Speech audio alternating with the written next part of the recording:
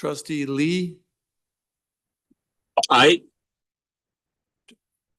Is that Trustee Patel? Trustee Patel? It's Lee. Oh, sorry. Thank you, Sorry, Trustee thank you, Lee. Trustee Lee. What's up? Thank you. Thank you. Trustee Earhart. Present. Okay, and we have quorum, so thank you. And when I get Trustee Shan here too. thank you, Trustee Shan. We're good. Okay, we'll wait. No. There's just a delay until we're ready to go back live. As soon as we get the thumbs up, we'll resume. You can tell bad jokes until then. Keep us entertained. Trustee Patel is your chair. Thank you, Trustee Patel. And if there's any other trustees who have joined the meeting since we began earlier this afternoon and had not shared it with us, that's useful information as well, so the record could reflect. Mr. Chair, Trustee Pei, present. Yeah, thank you. Thank you, Mr. Chair. And we're good, so we can go live, please. Roger Gilsingham here as well. Thank you, Trustee Reggie Kulasingam. Kriskandaraja. Trustee Shishkandaraja, thanks for joining. Thank you. The record will. Trustee Dawson. Trustee Dawson is here. Great, thank you. And with that, we have confirmed quorum, and we will reconvene the meeting in public. We are going to go to number 4 on the agenda, which is staff reports. You will, trustees, remember that when we met last, staff presented a lengthy presentation about the options to balance. At that time, we had a lengthy discussion with regards to the option pertaining to pools. The only item of the options to balance that there is additional information as pertains to outdoor education. So we're going to hear the new information about outdoor education, and because it's current, then we will discuss outdoor education, and then we will go systematically through what we didn't do the other night, and time permitting, hopefully, that we can get back to pools. And I know that there are a number of business arising motions that may or may not hit the floor today. So with that, Associate Director Zucker. Thank you, and through the chair, appreciate the direction in with regards to outdoor education. I'm going to turn it to System Superintendent Humphreys. Thank you. Thank you. Next slide, please. I'm System Superintendent Denise Humphreys, and with me today is Centrally Assigned Principal David Hawker-Budlowski to present this report, which describes a renewed outdoor education model. This enables a cost recovery approach focusing on program, structure, and organization. Next slide. Some background. An in-depth review of outdoor education has been underway to look at ways to address the structural deficit while sustaining program delivery. Finding new sources of revenue will include partnerships, land trusts, and fundraising. While using a renewed model that is cost recoverable, we are keeping options available to develop a plan which provides revenues to address the needs of our aging outdoor education sites.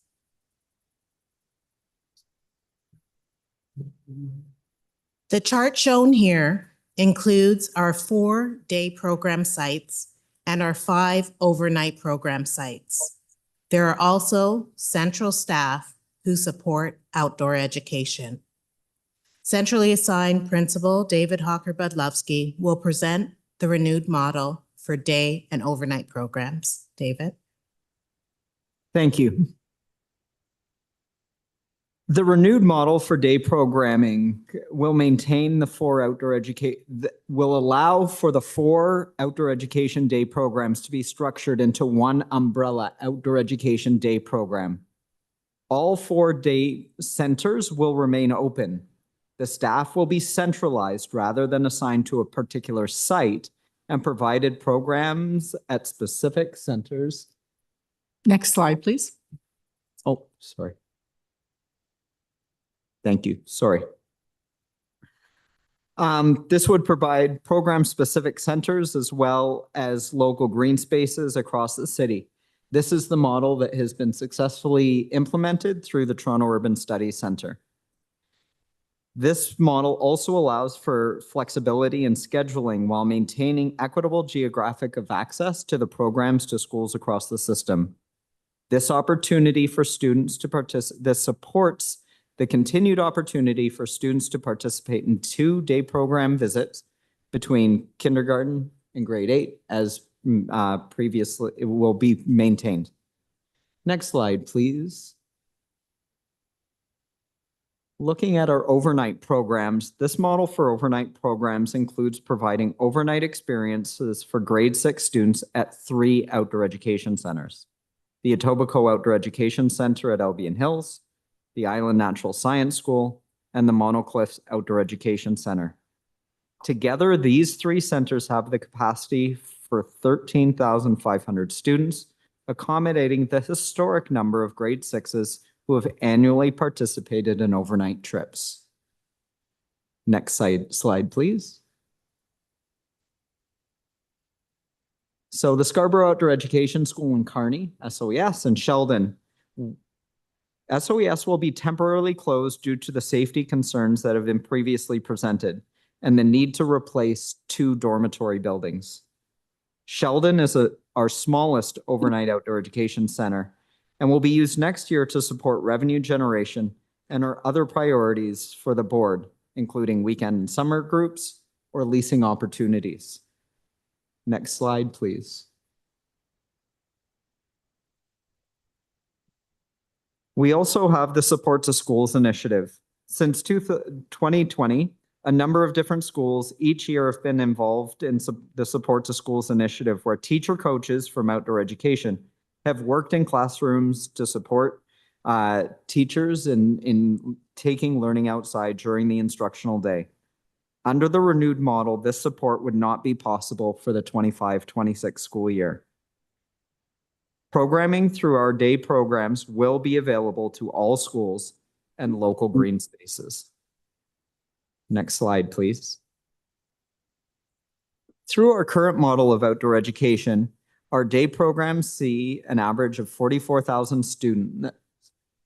In the renewed model, this would be 31,000 students spots still available. Currently, our overnight programs see an average of 19,000 students. In the renewed model, 13,500 spaces would be available. Next slide, please.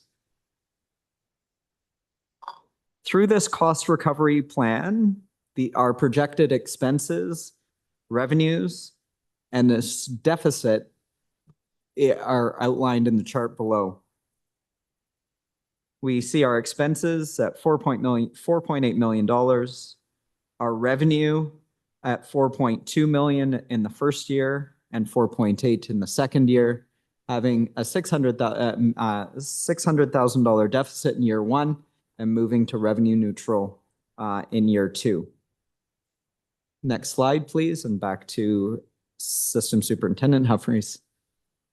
An in-depth review of outdoor education is ongoing and has an added focus on developing a more sustainable outdoor education program model for the future. This review includes seeking ministry approval for new buildings at SOES, constructing a new building for use by September 2026, which includes inclusive and accessible design to meet the diverse needs of students, developing a capital plan to address the aging infrastructure of the buildings at the outdoor education centers and Indigenous land-based learning center, seeking new revenue streams to fund capital plans, including fundraising and exploring partnerships and land trusts, and renewing the outdoor education program structure and organization. And I'll turn it back to the chair. Thank you, and thanks for the presentation. So just to be clear again, we're going to talk about this option to balance now. So no questions about any of the other options that are in the report. This portion will be designated for outdoor education. Trustee Laskin. Thank you very much. Through you, Mr. Chair. Through you to staff, what happened to the board's motion about the minimum number of opportunities that every student should have in the TDSB?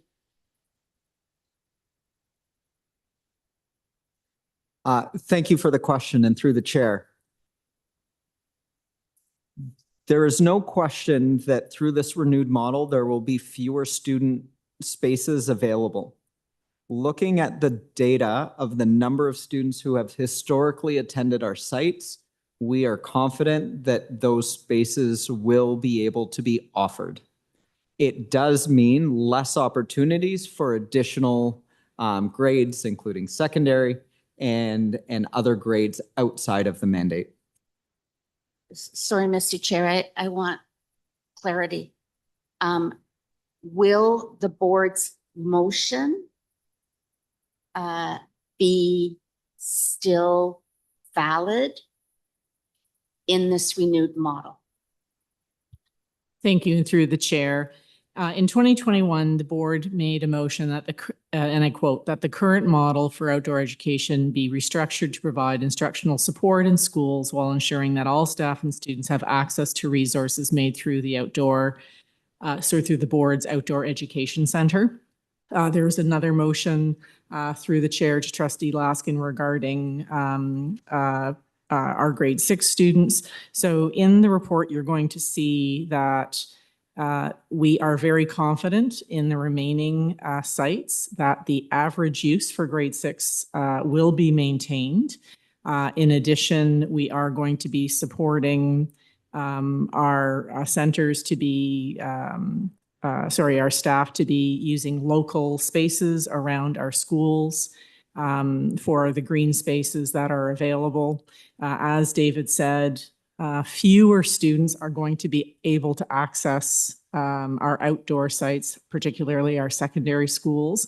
And that is why when we're referring to Sheldon, we are wanting to explore the ability to expand that program through land trusts to be supporting the maintenance of the buildings so that we can once again increase the number of spaces for other grades. Thank you. Okay, so to follow up, I think the answer is no, that the spirit of the board's motion, especially when it came to the outdoor learning, was not about grass or fields outside of schools. It was about outdoor education centers, number one. Number two is this is the same issue as community use of schools last year, that it's great to think about looking for revenue generating sources. Why does that wait and for the 11th hour? And we're supposed to, limit opportunities for students while we investigate. I just do not understand why investigations haven't occurred part and parcel with these issues. I mean, these aren't new issues. Itinerant music, swimming pools, and outdoor education have been on the hit list for years. And I find it troubling that we know this is not best for students. We know that. The opportunities to go to the outdoor education centers is, for some, highlights of their school experience. And I guess I'm just finding it really frustrating that this is being delivered as if everything is fine. Everything is not fine in terms of the less opportunities for our students at outdoor education centers. So I would appreciate more straight up delivery of presentations. This is what's changing for our students. These are the fewer opportunities we're providing instead of the positive spin, because whenever we're reducing the program options for our students, it's not a positive spin. And I understand that staff are trying to meet their requirement of balancing, giving options to balance the budget. But in doing so, minimizing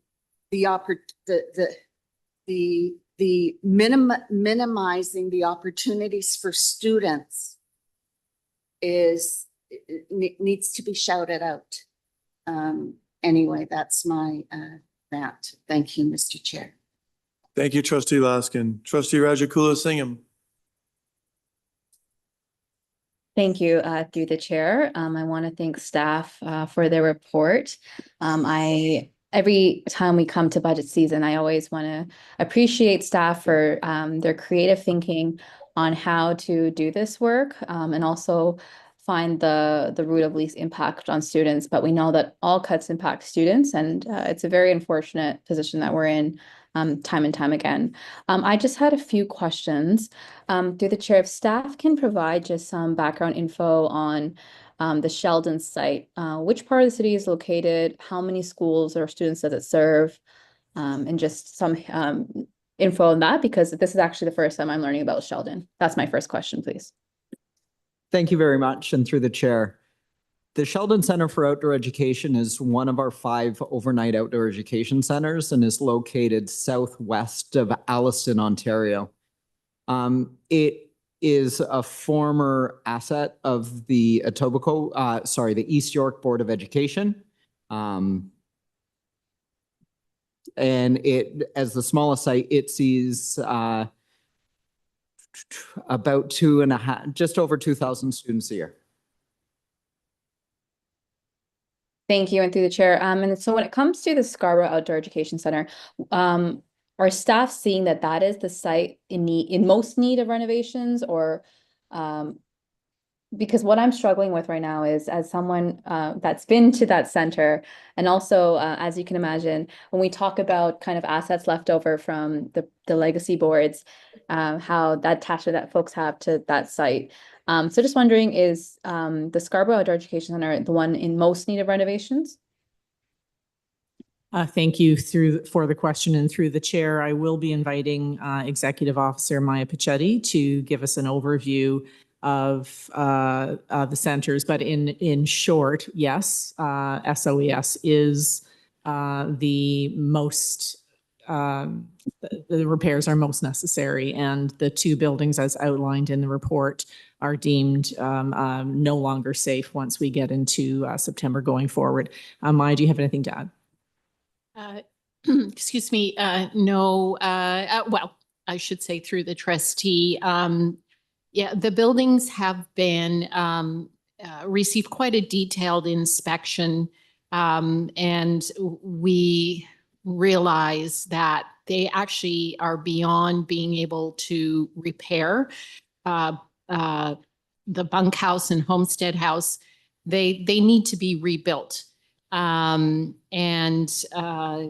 there are other repairs that are needed on the site and some upgrades to the well water.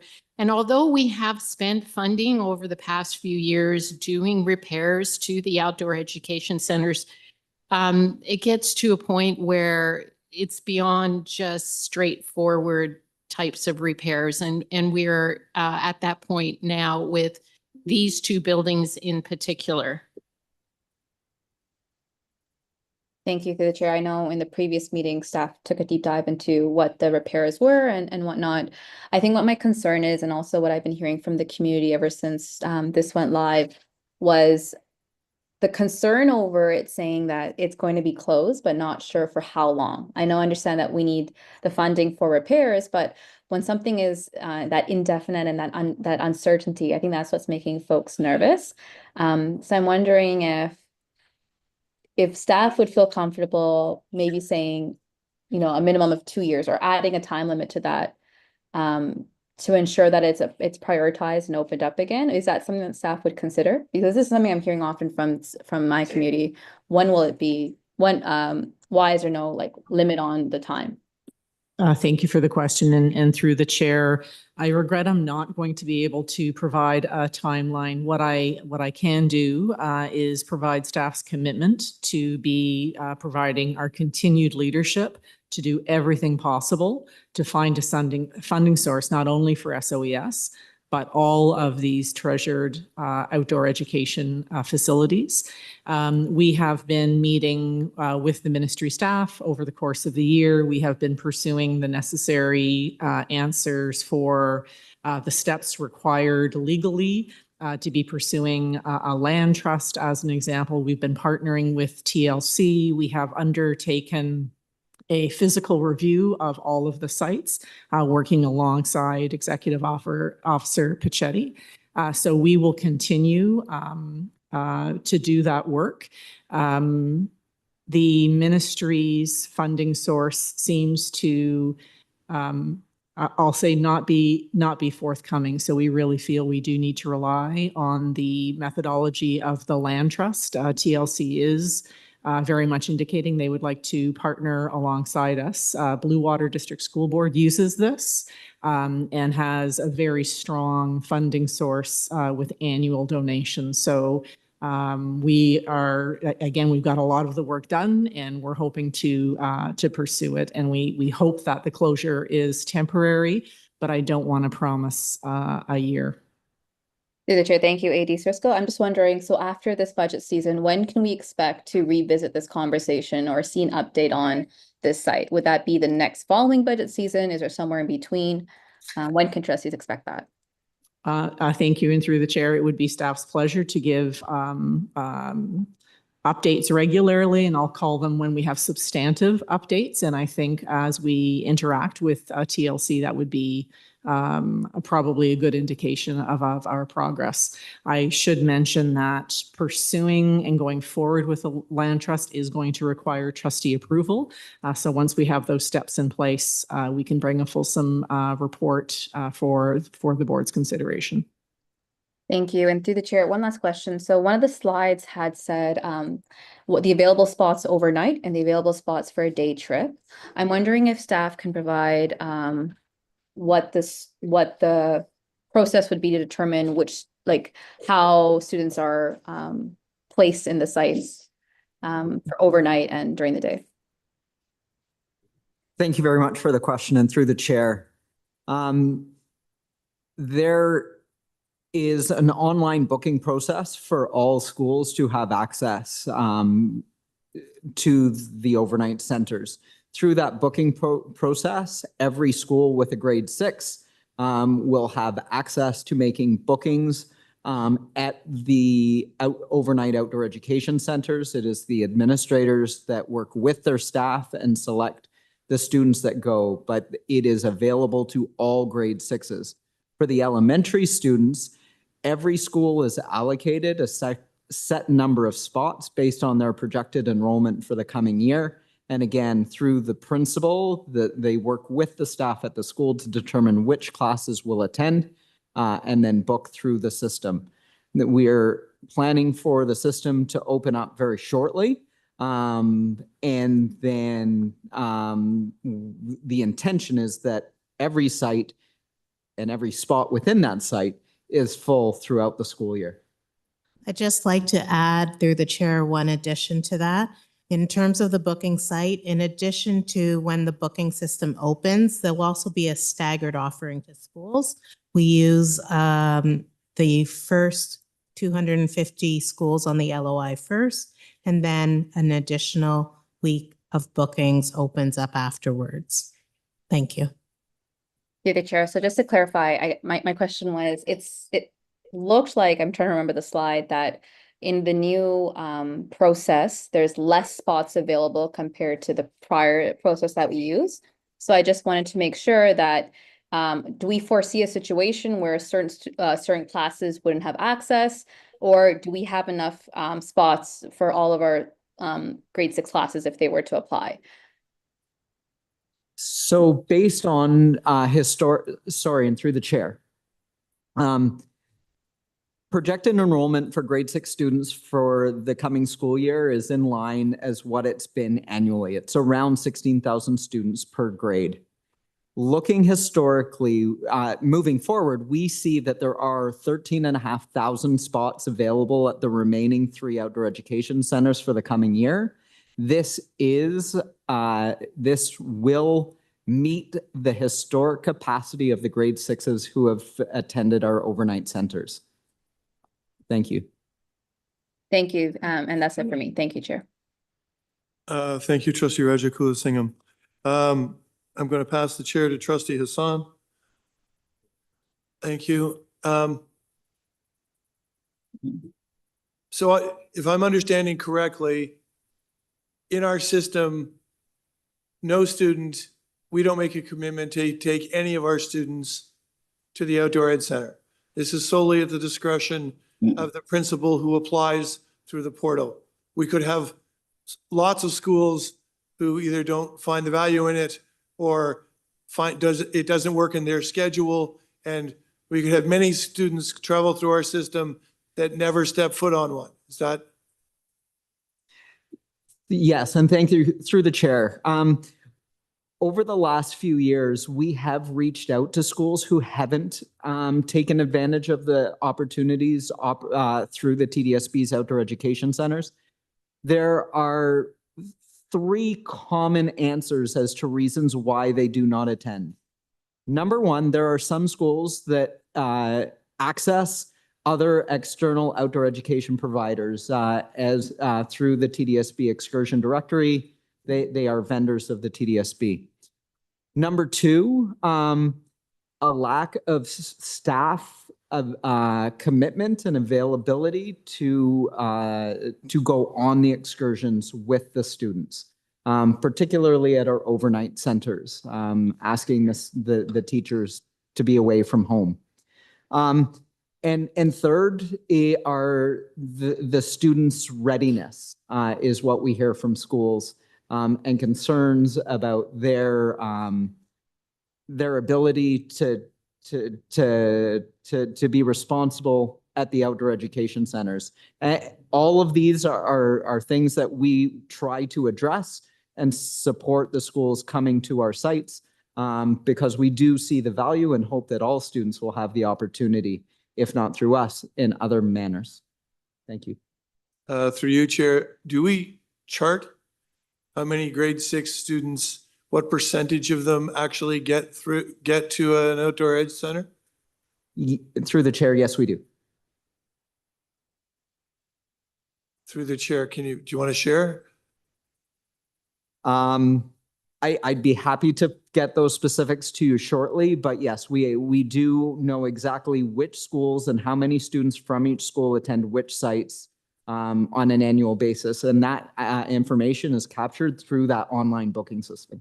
We can provide that information through Trustee Weekly for an overview of the system. Yeah, well, through you, Chair, in a perfect world, it would be ready for the next FPEC meeting where we talk about this. So the current configuration, the new plan, you feel are going to be able to handle the same amount of students? Is it for the same amount of duration in terms, or are they would have traditionally gone on a 4-night stay, and now because of the reduction, they can go on a 3-night stay or a 2-night stay? Like I want to be clear, I understand exactly what this represents. So thank you for the question, and through the chair, I will reiterate the information that was included in slide 9. We will be seeing fewer students at our outdoor education centers, both day and overnight. Yeah.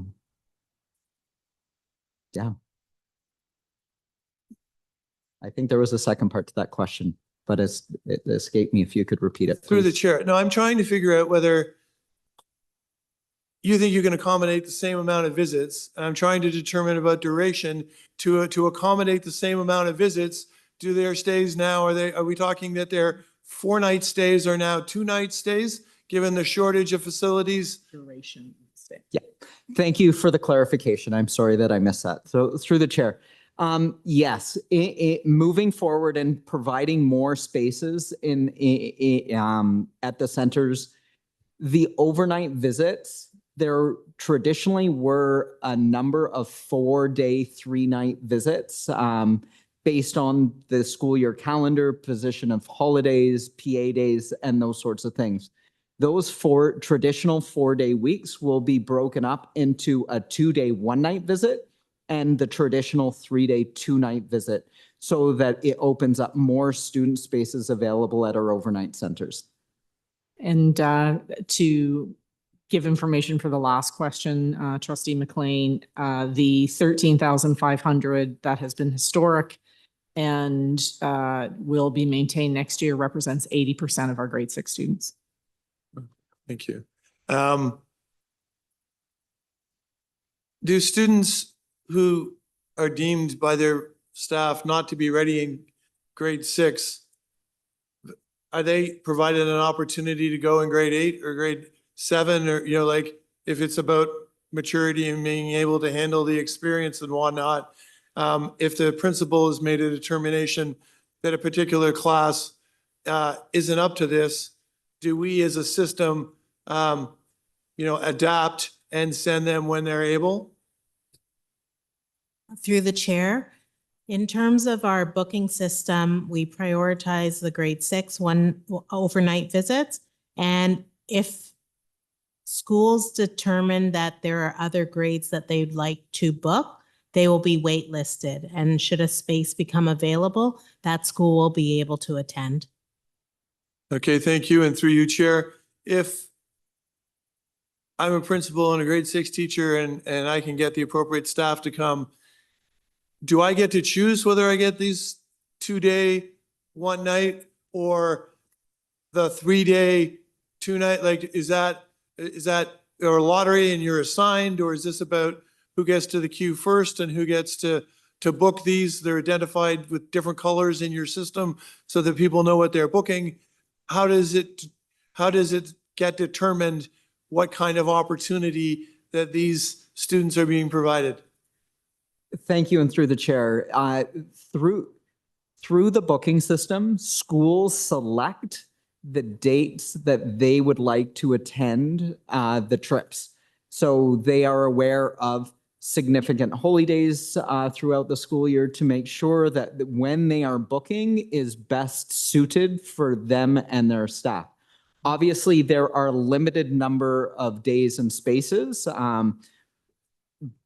but it is the school that will determine based on availability and their needs, interests, and wants when they're coming. I will say traditionally, prior to COVID in 2019, schools were assigned specific centers and specific dates for their trips. We've now opened it in such a way that the schools are driving the bus when it comes to the bookings and the booking system. And if I may add, through the chair, as part of our comprehensive review, we've gone back to read all board minutes in regards to outdoor education. And what we've learned is there have been many ideations of outdoor education.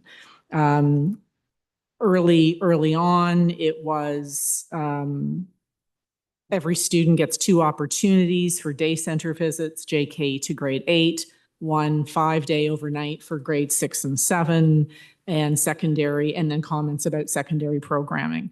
In 2004, when the board was having leadership of a supervisor, overnight visits were changed from 5 days to 2.5 days. In May 2021, that's the latest motion that I had read, where the current outdoor education model be restructured to provide instructional support in schools, et cetera. So we've been tracking what the direction has been, and we felt it important for us to be honoring the current method of supporting grade 6 students. You're absolutely right, Trustee McLean, in noting that students in grade 7, grade 8, or very commonly secondary students are going to have more limited access to the available spaces if we keep that 80% of grade 6 students coming to the centers. Thank you. Thank you. And through the chair, I just want to understand your system a little bit. If I want to start my visit on the Tuesday for whatever reason, the Tuesday works better for me. Does that mean that, is there a chance that that means the Monday gets unused? Or do you force them into either, you know, so you get choice within reason, because we want to make sure that all of our is being fully utilized. So you get choice within reason. You don't get to pick and choose. And okay, I'm getting for those online, I'm getting nods that it's more structured than that, and then they don't get the flexibility. You know, they've got it broken down, so that's good. The day programming, does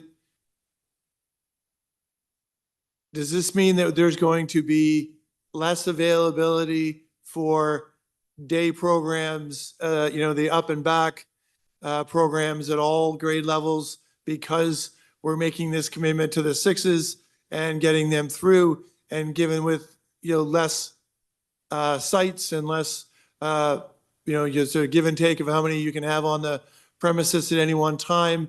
Is that what I understand is to be redirected to the local ravines and the local? No, and thank you for the question.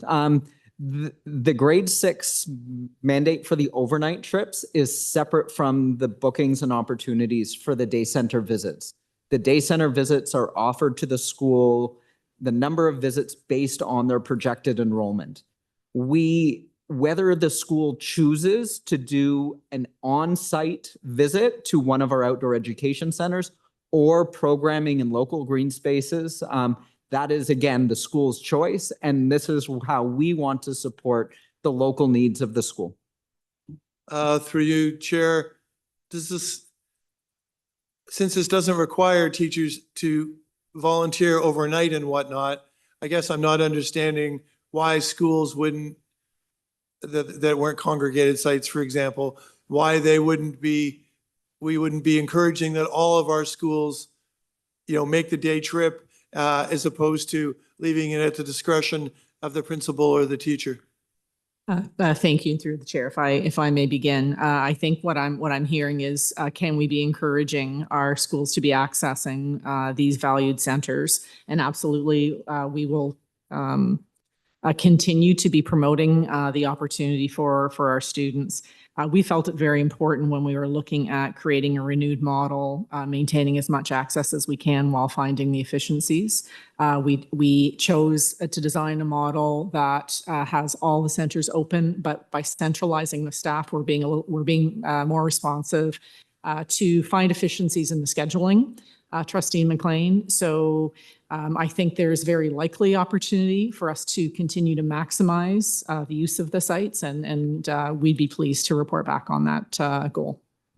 Thank you, and I'm out of time, so thank you, and I'll take the chair back.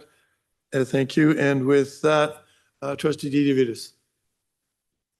Thank you, through Chair. To staff, I don't know if we can throw the slides. I think it was the third last slide. It had the numbers for the Scarborough Outdoor Center and the Sheldon Center, and it had some figures in it. I haven't been able to find the presentation online. I'm not sure if it's been shared with us yet. No, I don't think it's been shared yet through the chair, and I'm wondering if it is slide 9. Slide 9 and slide 10 had the numbers in it.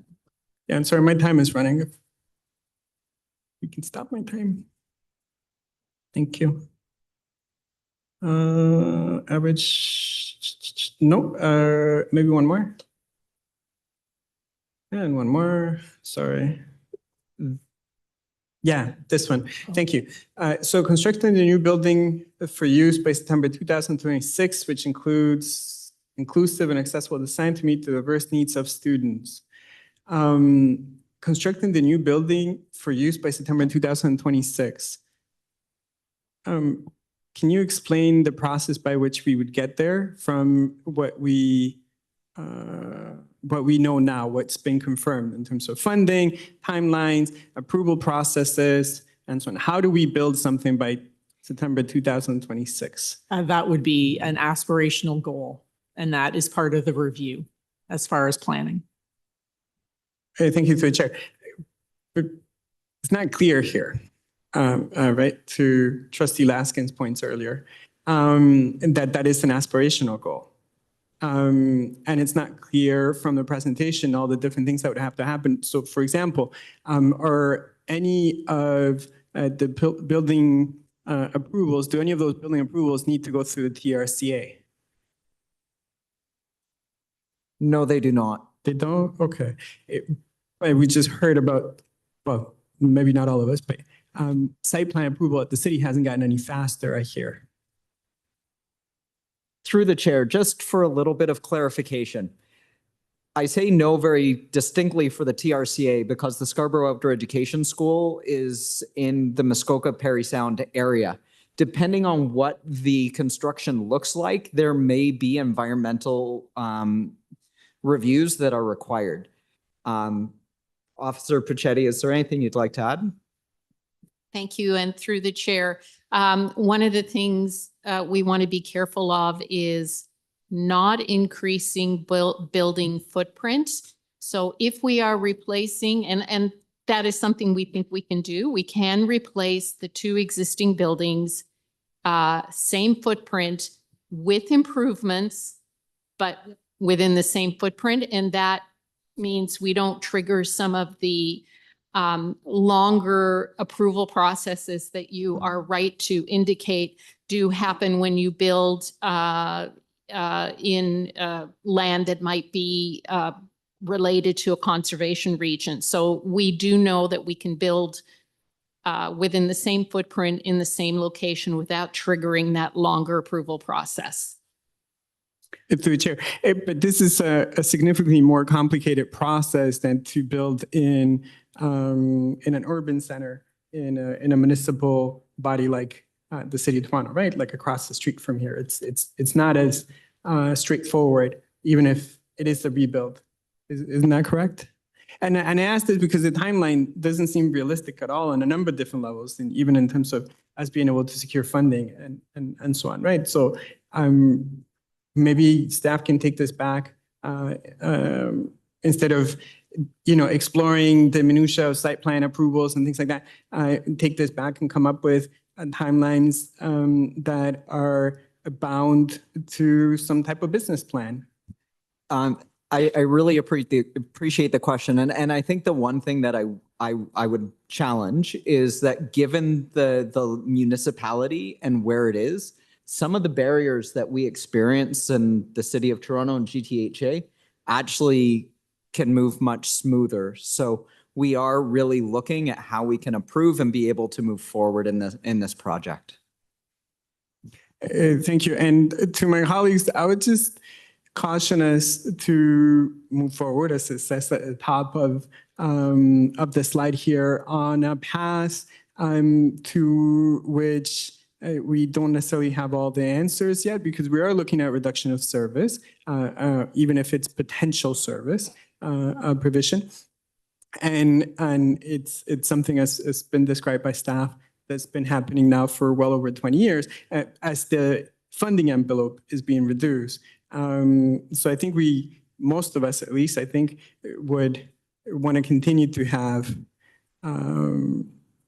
save future opportunities for future students. And so we need to be really careful in terms of what direction we take with this to make sure that we don't box ourselves out of different opportunities later on. So I'd be very cautious about the general direction that this is going in. Thank you. If I may, we greatly appreciate that feedback. And before we submit it to the trustee portal, we'll rephrase this as aspirational and remove a date. Thank you. And with that, trustee Erhart. Thanks very much. While I don't like this report, I'm grateful for the work that has gone into it because I know there's no one in this room that really wants to reduce programming for outdoor education for our kids. And so I imagine this continues to be difficult work. And I want to thank everybody and also thank all of the staff at our outdoor education centers who continue to come and create amazing experiences for our children while they know that these programs are getting debated year after year. So thank you for continuing to serve students through the TDSB.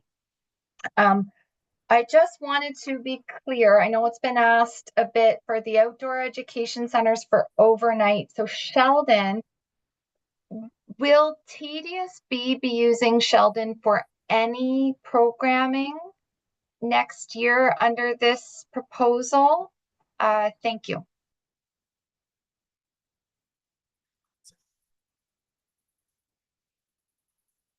Thank you for the question. At this time, it is not planned, but we are looking for opportunities where we are able to offer programming and generate revenue through the site. We will be having a caretaker on site, so we'll be pursuing opportunities for permitting to other groups. The buildings are still able to be used. They also need repair, but they are able to be used. So when we say that we're not directing students there, we'll be pursuing use and hopefully revenue generation. Okay, so some students can pursue private outdoor education providers to meet the commitment for outdoor education experiences, but we have a public facility that will no longer be open to our students in any way, shape, or form because we will be exploring revenue generation opportunities with it that would not be open to our students through student programming. Am I to understand that correctly? It's just to understand the proposal. Yep, thank you. And through the chair, effectively what we are doing is finding efficiencies and redirecting students, grade 6 students from Sheldon to our other 3 sites. Okay. Now, if the demand exists though to utilize Sheldon through TDSB programming, if funding were available, does that remain correct? Thank you. Through the chair, Trustee Erhart, can you I'm not understanding the question. If you wouldn't mind rephrasing it for us. Just trying to understand that it's not a loss of demand in that when we make our public facilities open for booking, it's not like there's a reduction in people wanting to book at our spaces. If it were open and could be programmed, the demand would be there from our schools to use it, correct? So thank you for the clarification.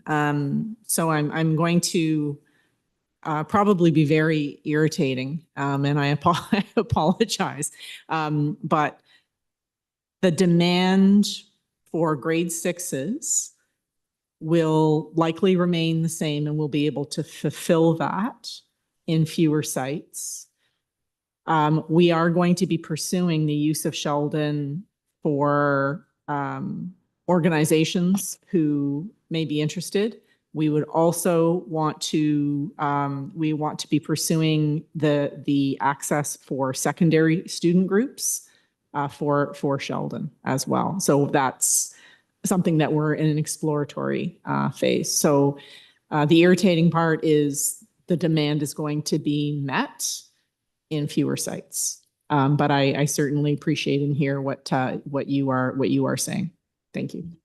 Thank you. I can't understand why we would adopt a model where we are leasing. Well, I can understand that in that I moved a motion at the last board meeting to protect our assets, right? So I fully support maintaining sites for public use, but I cannot understand why, if we know that it would be used, if we could make it available to schools when schools are already, some schools are already paying on the private market to access other outdoor experiences, why we would instead lease it to private weekend summer camp providers before offering it to our students during the school day in some other form. I hope that makes sense. Yeah, to meet it the does. extraordinary demand. And thank you and for the question. I'll say that there are some variables that are part of the creation of this model. One is that Sheldon is a distance. So when our schools are accessing locations other than our own outdoor facilities, they generally are in closer proximity than SOES or Sheldon. So that is one variable. Another variable is definitely user fees. And it is something as part of our ongoing review to be analyzing. To your point, Trustee Earhart, would schools be willing to pay more funds to access our current sites? I think another variable, of course, is the mandate that staff have had to fulfill for this budget cycle, and that is to be providing cost recovery or cost neutral program planning. So this is our very best thinking under these circumstances. And please know the other variables will be pursued as the model continues to develop. Thank you. And I'll just note for the other trustees that you may recall at our last FBEC meeting, a motion was moved and approved. It's not yet go to full board, where to look at protecting and preserving all of our outdoor education centers, their lands, their assets, for public education. And so I am hopeful that if we're seeing this again, we're going to hear clarity on what public education will be happening at this site. Like I cannot imagine approving anything that would exclusively lease something and that wouldn't use it for public education in some fashion. And so I'm happy to hear that there's some looking for secondary school usage. I don't see why we would shift all of the use to other sites and not explore some public education component to this very important site. For what it's worth, I have one more question too about transportation support, and just if we could get a repeat on what transportation support is being provided to schools when they're seeking access to our outdoor education facilities. Thank you. Thank you for the question, and through the chair. Transportation is included in the user fees for the students and schools attending our overnight outdoor education centers. Transportation is not included in the user fees to our day centers and day programming. And again, one rationale of why we offer programming at our sites, but also at school grounds and local green spaces to provide maximum opportunity to schools and students. Okay, thank you. We've got 30 seconds. I've got one other question just about the staff changes from a distributed to centralized model. I understand there's some efficiencies. Are there some consequences of that too, just to better understand the models? One thing in visiting our outdoor education sites, I really noted the love and care of the staff to some of the specifics at some of the specific facilities. And so just wondering what the implications are when everybody's moving around, particularly when they're so distributed geographically. Thank you. Thank you for the question. Thank you for the question. We really want to be as responsive as possible to the needs and desires of schools.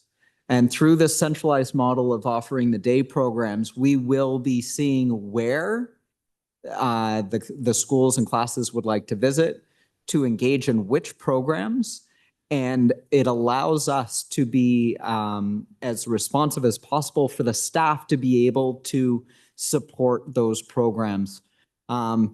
There are some sites that are full and beyond capacity with wait lists. There are other sites where we are calling schools constantly, to Trustee McLean's question earlier about, are they sitting empty? When we have a vacancy, we are reaching out to the schools who have not yet booked to invite them into the spaces. So we believe this model ensures greater efficiency as well as responsiveness to the schools and needs of the system. If I may add, I think in direct response to your question, Trustee Earhart, we will be creating efficiencies in a reduction of staff from 13 to 10 because not all of the day programs are fully utilized. So by pulling them central, we achieve efficiency. Thank you. And with that, Trustee Earhart, your time is concluded. Trustee Shen. Thank you. Through you, Mr. Chair, I wanted to actually also follow up on the data around who is using the grade 6 trip. And I heard three reasons that were cited as the reasons for not using. One was private or external excursion. Do we know which schools are using it? Is it cheaper than our own sites? Is it closer? I heard those two reasons being given, cheaper and closer. How much money do we pay for excursions that are overnight programs for grade 6 that use that? Thank you for the question, Trustee Shen. No, there are no outdoor education programs available provided by outside providers that cost less than the user fees that we charge our schools. And our school user fees are based on a sliding scale by LOI. So Some of the center, sorry. Go ahead, sorry. Some of the centers, in fact, many of the overnight centers that are used by outside providers that are TDSB approved excursion vendors, many of them are in the Muskoka area, northern Simcoe County and Muskoka.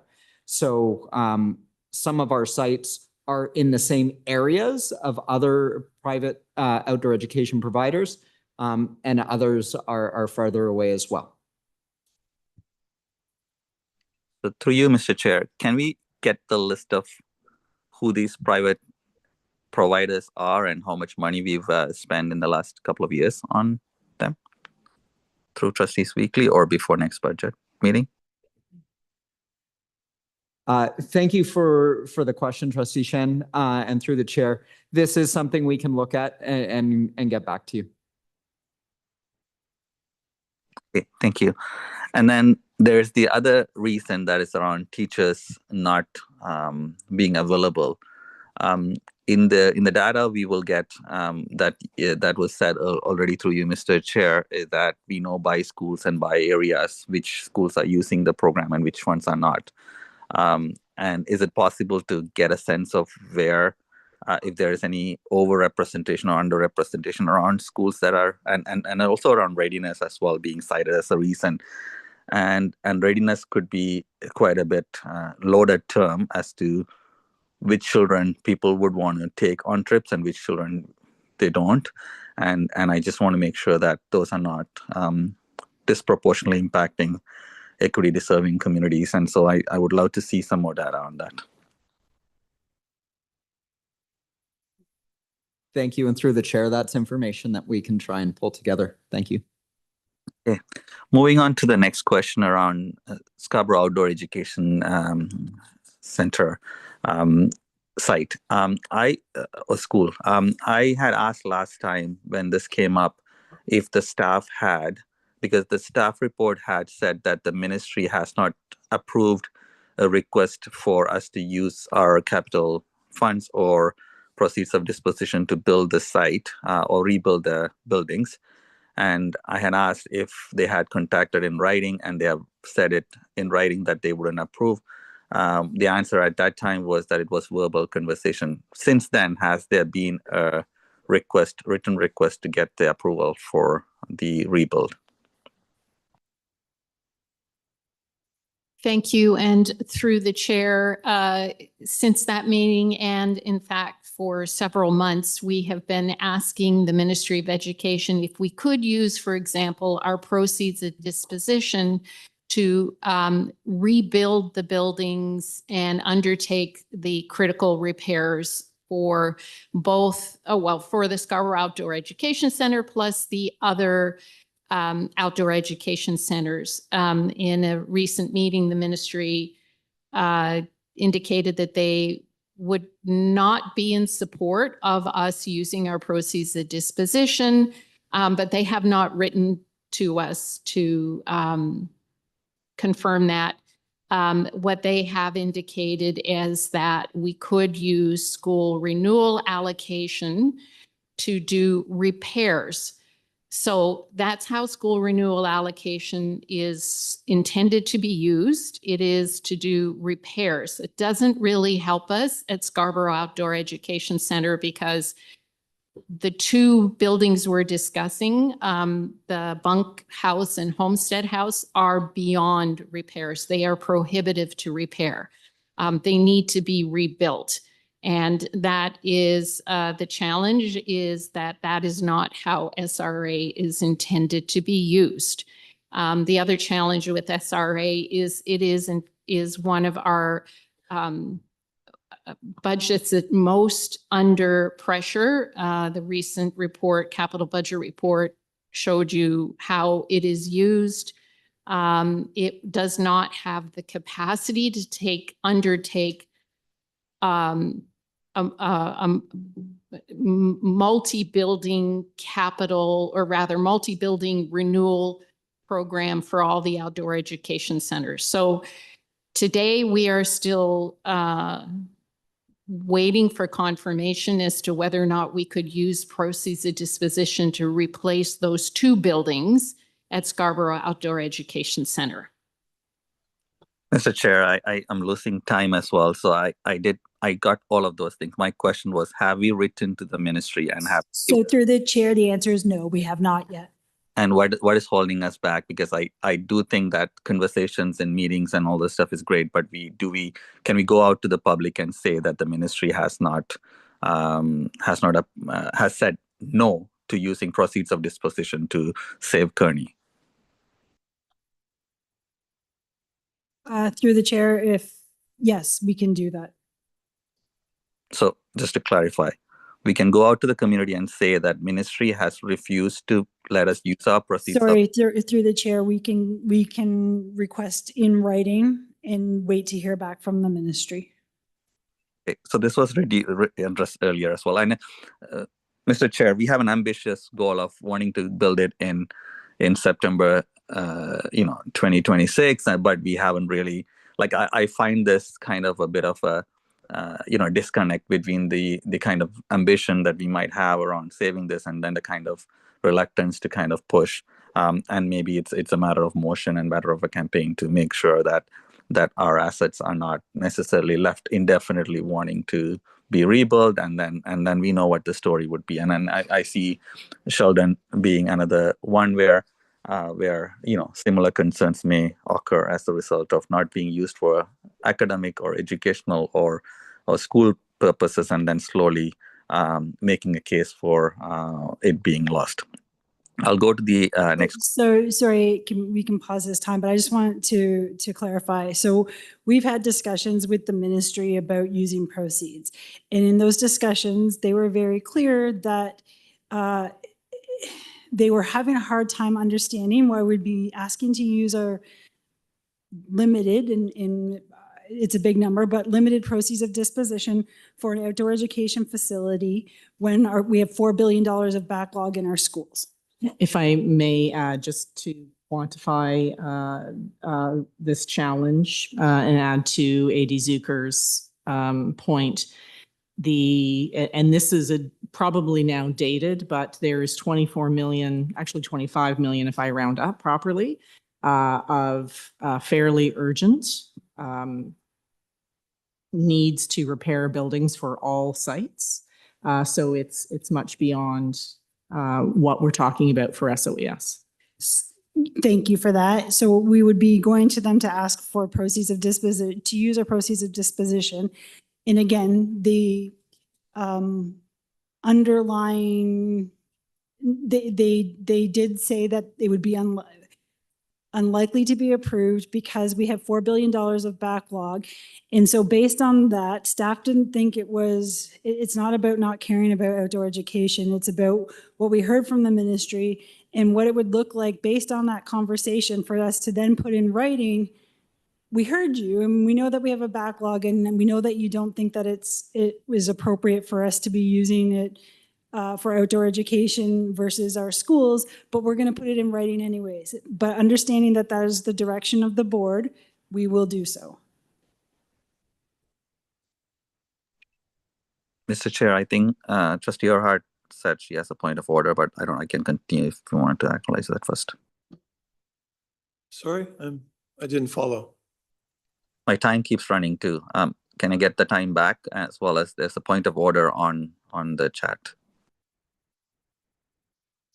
Sorry, okay, I didn't realize that Trustee Earhart had a point of order. Trustee Earhart, did you want to share? Point of order. We have a motion that was approved at FBAC last week that I think will be considered at board next week around writing regarding Scarborough Outdoor Education Center and the use of proceeds of disposition. I just wanted to flag that. I know it's not, I don't think it's shown up on the public record yet because it was a business arising motion at that meeting and we don't have meeting minutes from the committees that form public record until full board. Thank you. Okay, but this is, just to be clear, this is an information session. There isn't anything at the moment actionable and so that the previous motion will go to board next week and the decision pending other motions business arising motions that come tonight, the expectation is that we will debate cuts and whatnot in June. So this is just a discussion and the board its will be known next week at the meeting. Yes, I believe we did the Scarborough Outdoor Education Center as a separate item though that would go to board. I can seek to clarify after this, but there was an approved motion already at committee for our board to determine whether or not we would write through our chair to seek the use. That's what I wanted to put in as a point of clarification because we have a motion on that that's moving in our system right now. Thank you. Thank you. Thanks for sharing and clearing that up. Trustee Shen, did you have further questions, sir? Yeah, I do. So the changes that are being proposed right now in terms of use of space, reduction in the number of spots or availability, and reduction from 3 days and all those stuff, what is driving is lack of demand, financial pressure, or other reasons? Through you, Chair. Trustee Shen, I think at any time, staff would want to be looking for opportunities to maximize use of our facilities to ensure that our facilities are well maintained for student use and such, and would want to make sure that we're using every opportunity to improve program access and program delivery right across the school board, and with particular focus on students who may not normally be served well. I think that what is driving what is being put on the table at this particular time are, in fact, the budget pressures and needing to find every source of saving to meet our obligation to put options before the board, and to do so in a way that minimizes to the greatest extent possible impact on students. And so what staff have done is looked at a typical use, where facilities are used, and then to sort of match that with the condition of the buildings and the properties. And while we're looking for immediate savings, at the same time, look for every opportunity to improve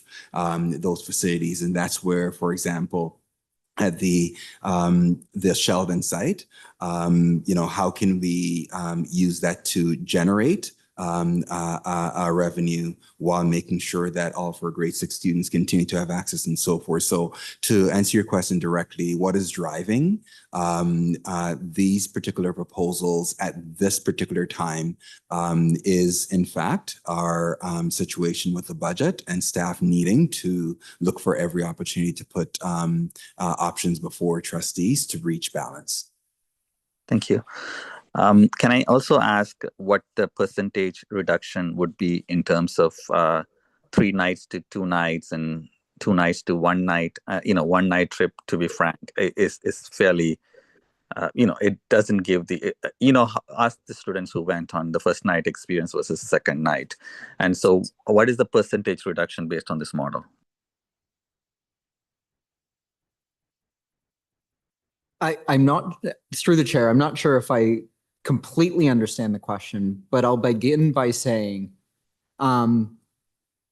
we believe that the more opportunities students have to be at the outdoor education centers on multiple days, the better. It is a lasting memory that we hear from past students, and probably every graduation, elementary or secondary, that all of you attend as trustees, you probably hear about their outdoor education experiences.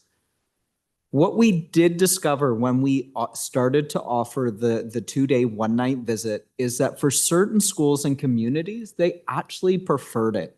Earlier today, we talked about some of our congregated sites, special students with special needs, where this becomes an opportunity that they can gain access to it.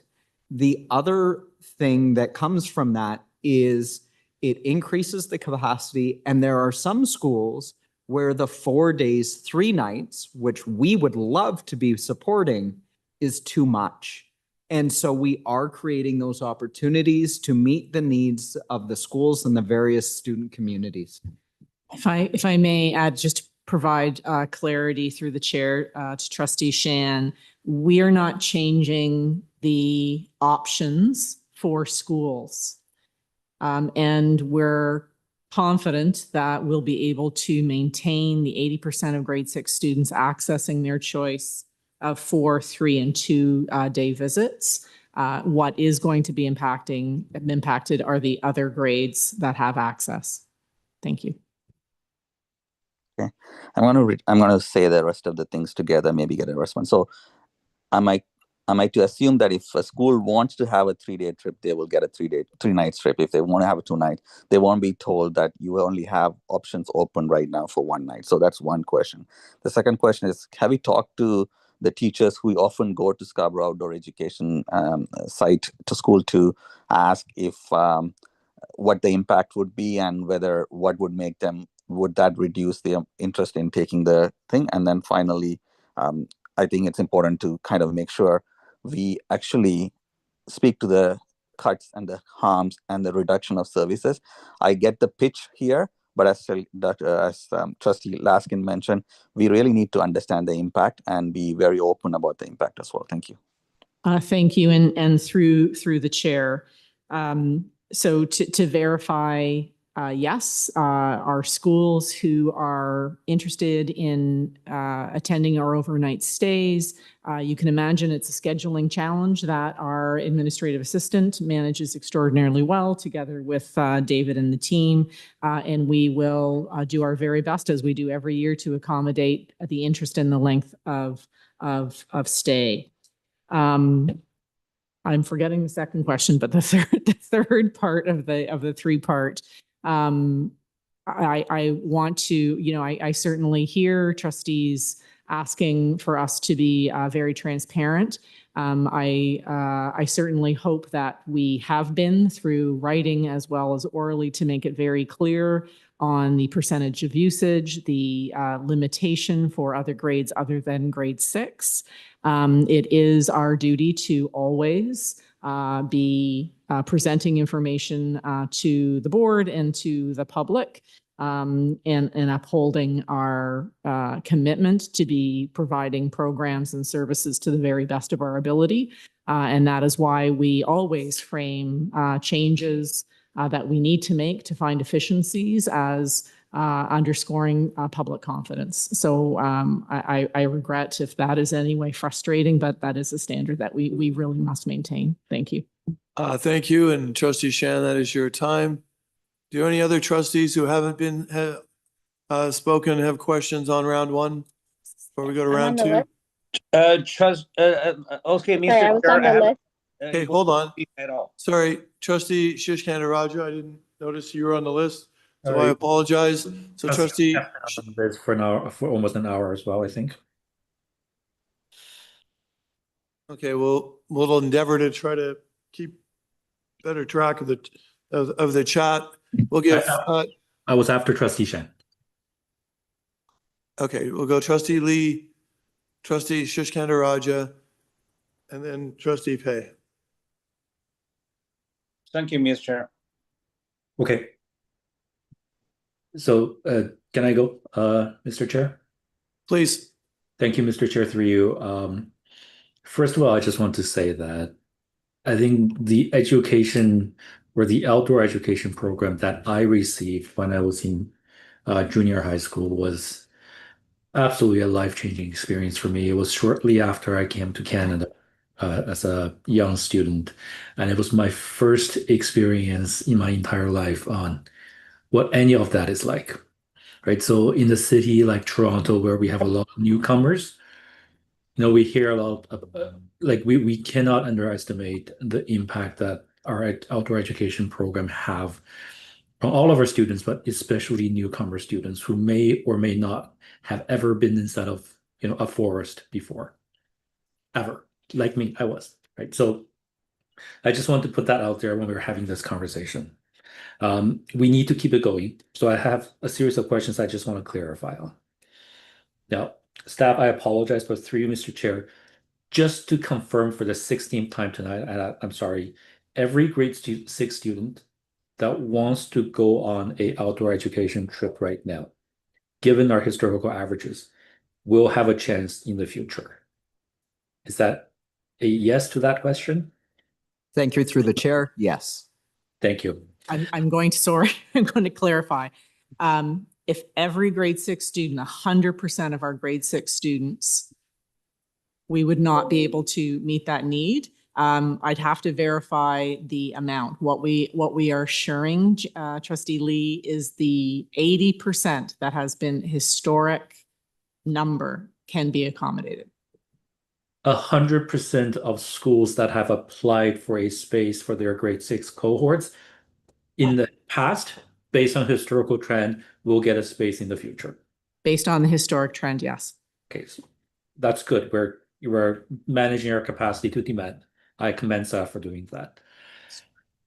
We mentioned cost differences between school LOIs, between high and low LOIs. For a school that is LOI 450, what does it cost per student? And for a school that is LOI 1, what does that cost per student? Thank you, and through the chair, the user fees for our overnight trips and for the 3 or 4 day are $50 for LOI 1 to 150, $100 for LOI 151 to 250, and $150 for LOI schools 251 and above. The user fees for our day programs are $5 for our LOI 1 to 150, $750 for 151 to 250, and $10 for 251 and above. Did we say 150 for 250 and above? Correct. If we charged 175 for 350 and above, does that change our situation here? Hypothetical question. I'm just asking. Thank you for the question. It is something we would be able to explore. I think it is something that we should think about. If the choice is we're gonna close outdoor education centers, right? I just don't know how big of an impact that will be, or whether or not it'll be material. My next question is, how many schools actually use a third-party vendor for this? Thank you for the question. It's not something that I have available at this time, but it is information that we could provide for you. Like, is it material or is it just a corner case? It's really hard to give that information at the time. Given the data through SAP and what schools are spending and where schools are spending their money, as well as through the excursion management application, that is information that we could look for. Okay. There may be other circumstances as well that are having schools seek another outdoor experience other than the ones provided by us. Yeah, I'm sure timing is also one of them, right? They want to book something, someone else booked it. Now, and we're sure that no one else is cheaper than us for our schools, even for our LOI 250 and above schools.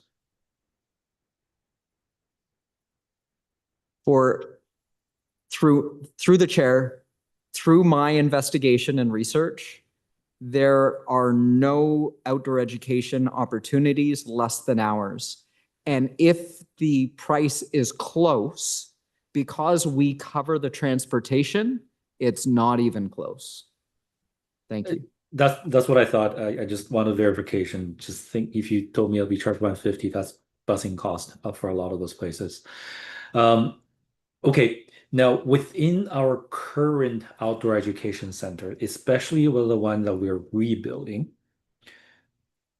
is there a potential for us to build taller on the same ground coverage so that we can accommodate more students? Thank you for the question, Trustee Lee. And that is part of the ongoing outdoor education review, looking at the facilities, the sites, the footprints, and where expansion at certain sites may be available and where it's not feasible. Thank you. And last question, when we're aspirationally planning a rebuild for our Scarborough facility, when we say we can do it in a year, what kind of a building are we talking about?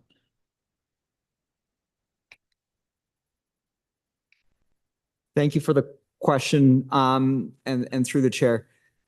We currently are exploring what the different options are in terms of costing, either like for like, what it is to replace the current 2 standalone dormitories, moving the 2 into one combined building, or truly expanding that into a larger space that would include a dining hall and kitchen, given the aging infrastructure of other buildings on site.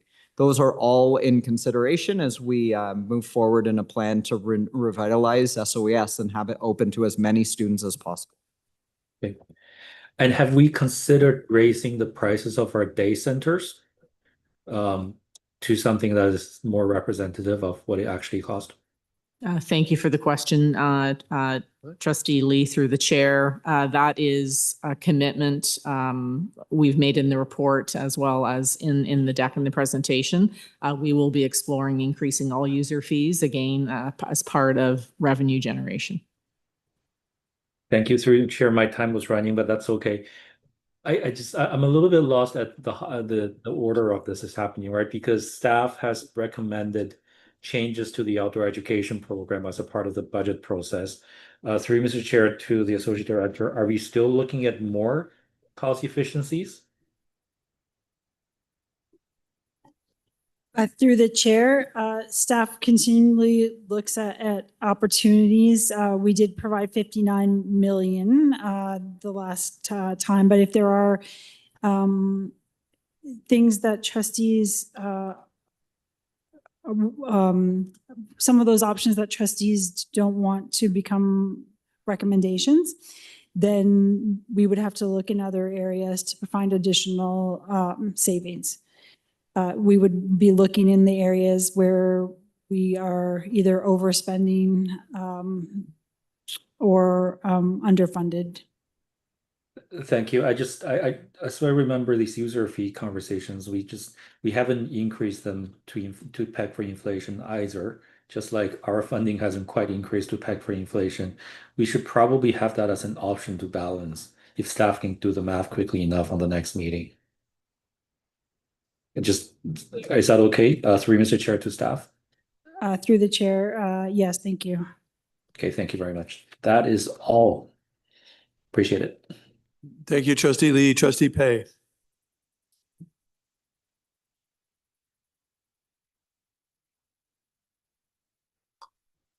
Trustee Pei, are you there?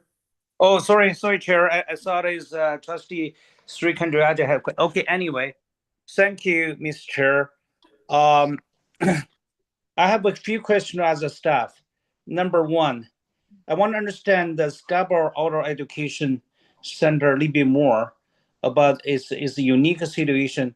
So in the report, it says 2 of the dormitory need a substantial repair because it has safety issues. I just want to understand, so what kind of safety issue there? Is the structure unsafe? Yes, and thank you through the chair. The buildings have been deemed unsafe, structurally unsound. So that's deemed by outside, like a civil engineer consulting company, or is by our, facility department deemed unsafe? It is through thank you, and through the chair. Yes, it is through a third-party engineering firm that has conducted the facility condition assessment and have deemed the buildings unsafe.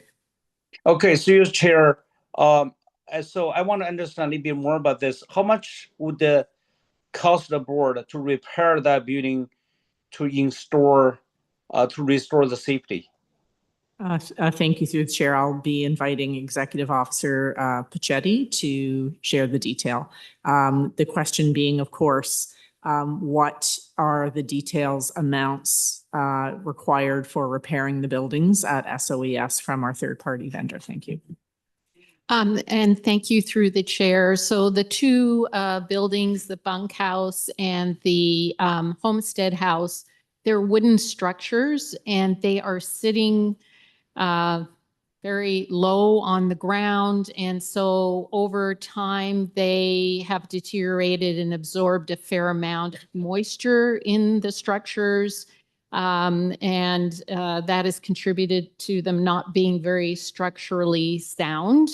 We did do some structural repairs a few years ago to provide us with a few more years of use, and we've been monitoring it closely, but they do need to be rebuilt. Like the materials that make up these buildings can't be reused, so they have to be rebuilt. So what's the rebuild cost through your chair?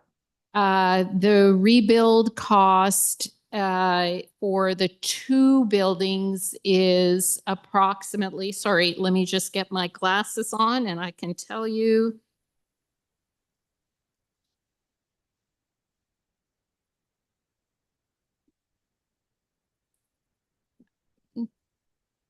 And this would include undertaking some other repairs at the Scarborough Outdoor Center. So for example, doing some repairs at the main lodge and doing some repairs to the roof of the staff lodge and doing some upgrades to the water, well water, is 3.6 million in total. Okay, 3.6 million. Okay, my next question will be, how many students really utilized this facility last year? How many students? How many students went through SOES last year? Thank you for the question. That is information that we can send right away through Trustees Weekly. It's in our database. I'm not asking exactly number. Just give me a ballpark number. 4,000, 5,000, 3,000. How many students? I just want to learn the impact by closing this center. Thank you for the question. And so ballparking, the SOES annually sees between 3,500 and 4,000 students. It's our largest overnight outdoor ed center. And just to be reinforcing through the chair that this was an operational report that was presented at our last meeting. And regrettably, because of safety concerns, staff must close SOES until a funding source is found. Okay, understand. So my next question will be through your chair. Where this funding can be funded? What's normally the board provide funding for such center if the center structure found unsafe and they need a rebuild? Capital spending? Thank you. And through the chair, as we've indicated before, first, since quite a few years now, we do require ministry approval to undertake any kind of work on outdoor education centers. It is in the funding eligibility criteria. You have to seek ministry approval. Recently, the ministry did say we could use school renewal allocation to do repairs, but not to do rebuilds like we have to do at Scarborough Outdoor Center. So what we would like is to seek approval to use our proceeds of disposition. But as Associate Director Zucker has indicated, we have asked the ministry about that, and the ministry has indicated that they are not convinced that that is the best place where we can spend our funding. Okay, thank you very much. You said Officer Bassetti is my next question would be through your chair. So what's the current year? How many students really went to the outdoor education center by day trip or by overnight trip? So I just want to know the two category numbers. Thank you for the question and through the chair. I would refer to slide 9 of today's presentation, where traditionally we would see 44,000 students through our day visit centers, and we'll move to 31,000 in the renewed model, 19,000 at our overnight centers, and 13.5 moving forward. So basically there's roughly between 30 or 40% reduction from those programs, right? If you talk about exact numbers, from 43 to 31, that's a 30%. And then you've gone from 19,000 to 13,000, that's almost like 35%, right?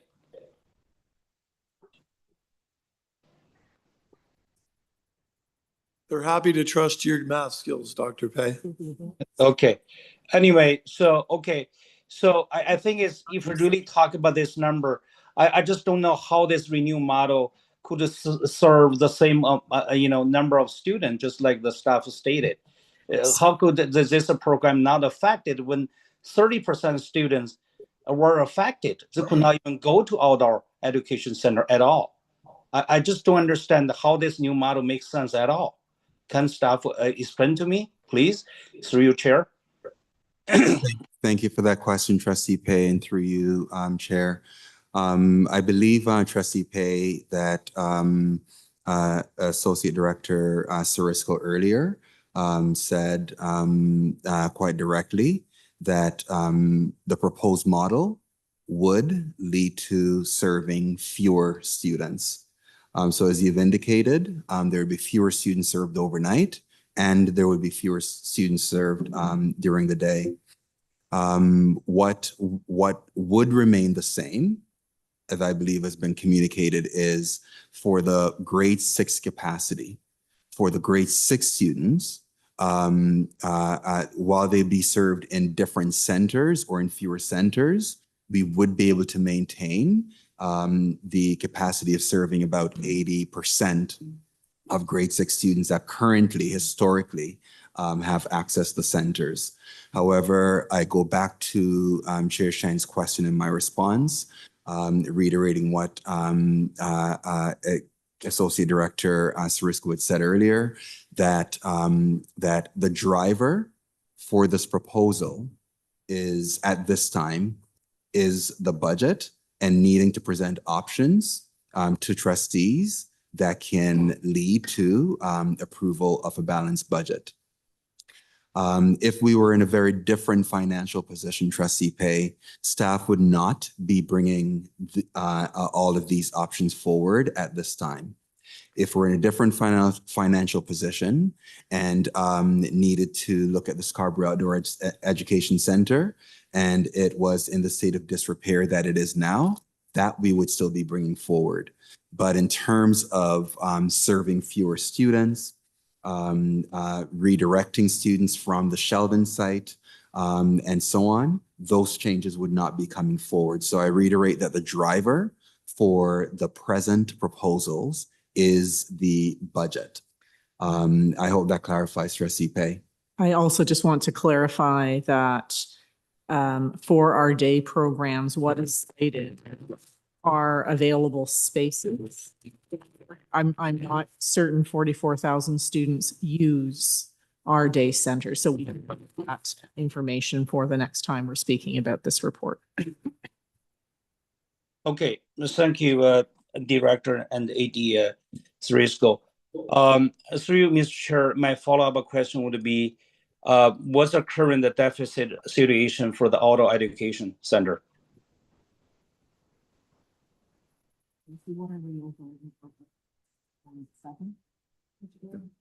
$4.7 million. So what's our revenue, by the way? 2 points. There's food there. 4 points. Through the chair, I believe we get 2.1 million from the ministry and another 2.3 from fees, but I'm going from the top of my head, so I'm just going to confirm that number for you. So we're getting $4.6 million for plus from the fee and the minister contribution. Is the ministry's contribution be gone for next year, or still going to stay the same? Core education funding through you, Chair, has not been released yet, but I would hazard a guess, and it's a guess only, that the present funding for outdoor ed would remain the same, but that's left to be confirmed when core ed funding is released, which given the budget I was tabled today, hopefully we'll be getting a release of the core education funding very, very shortly. So through the chair, I'm just going to confirm it is 2.1 million that we receive in funding from the ministry for core education fees and other revenue. So if we lease out the facility in the summer, for example, that would go into this amount, 2.3 million, for a total of $4.4 million in revenue.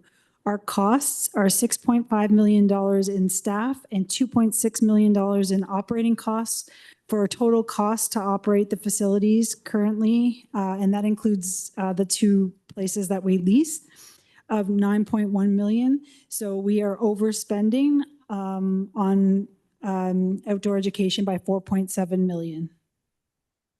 Thank you very much. You know, through Mr. Chair, I just wonder if the staff have ever indulged any measures to reach revenue neutral by not reducing the number of students attending to the outdoor education program.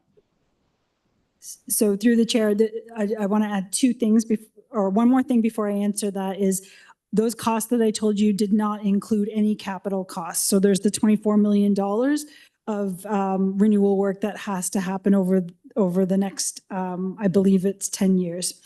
And in order for us to be cost neutral, we would have to generate 4.7 million and maintain the same number of facilities. We would have to generate $4.7 million more of revenue. Again, we right now collect 2.3. I believe, as Associate Director Sarisco indicated that the intention is we've been looking at other models that other boards do, and the land trust is one of them, where we are aware of one smaller board who receives donations, and the donations are enough on an annual basis to maintain the facilities. So that is something that we are looking at. But right now, without doing something like that and without having a major influx, either a significant increase in fees, then we will not be able to achieve cost neutral given our current situation. In addition, I would add and go down memory lane. Trustee Pay, you'll remember FBEC and the board considered last year staff's option to redirect weekend trips from SOES and increase user fees.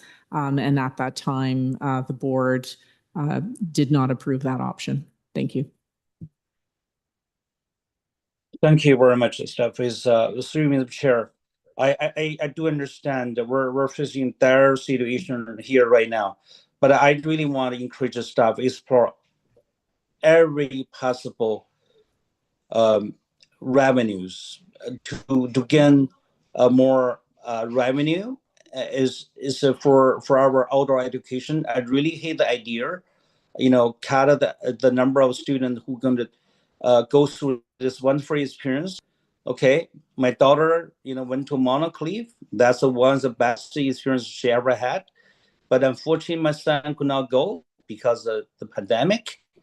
And I really want to expand the program rather than cut the program.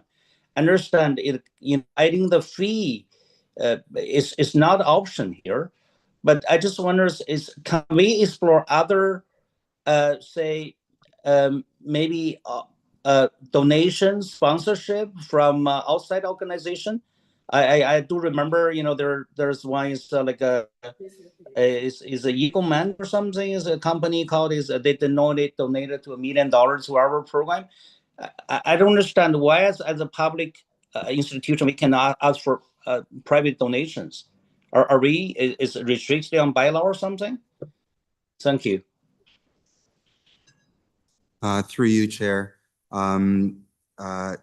Several of the points and the questions that you've asked, Trustee Pei, and that other trustees have asked were covered in the previous report, and in the report that's before the board now. And in that regard, there is a section in the report called Proposed Fees and Revenues that reads the projected revenue from fees. The projected revenue from fees next year is $1.6 million. As we continue to work on the renewed outdoor education model, we will be increasing the amount of revenue generated from other sources, which include summer camps, weekend leasing of sites, fundraising, exploring opportunities at Sheldon, and land trusts. Associate Director Briscoe has been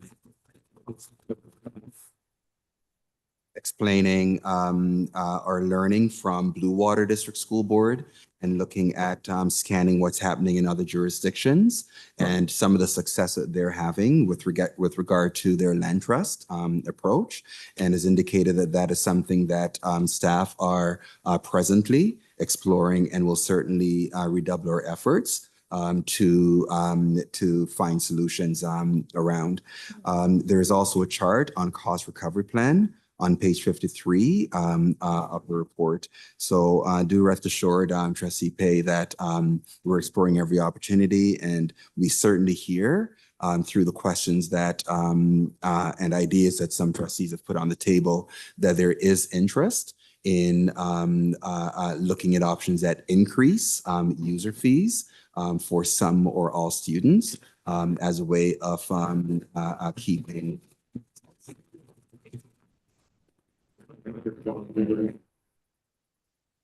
What's that? Sorry, Director, I didn't hear the last part. You cut off. Sorry. They're trying. They're exploring all options that are being done elsewhere, and they're looking under every rock, trying to figure out new streams so that they can generate some money And the proposal for the foundation will be coming to the board for approval when it's ready. Thank you very much, Ms. Director. Thank you very much, Ms. Chair. My last question is will be why we're leasing our facility to outsider, now to giving the opportunity to the students. What's the rationale for that? Is that equitable? Through you, Chair, Trustee Pei, good question, but I believe the question was asked and has been answered.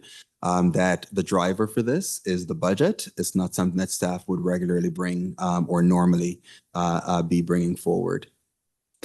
Thank you, Trustee Pei. Your 5 minutes is up. Thank you very much, Mr. Director. Thank you, staff. And thank you, Ms. Chair. I finished my questions. Thank you. Trustee Laskin. Thank you, Mr. Chair. I want to go back to something the Associate Director said when she referenced the report from May 2021. That report after COVID about the outdoor education be restructured had to do with school things, not outdoor education centers, to be clear. If you go through the report, it talks about the tree building, the this, the that, the priority. It doesn't reference changing anything about children's opportunity to outdoor education centers. On the website, when we talk about Toronto Outdoor Education Centers, it says the commitment, because it was through board motion, ensures that all TDSB students have the opportunity to participate in programs at both day and overnight centers at least once during their elementary schools through prioritizing day trips to students in grades 2 and 4 and an overnight trip for students in grade 6. So my question again is, does this staff proposal confirm the board commitment, number one?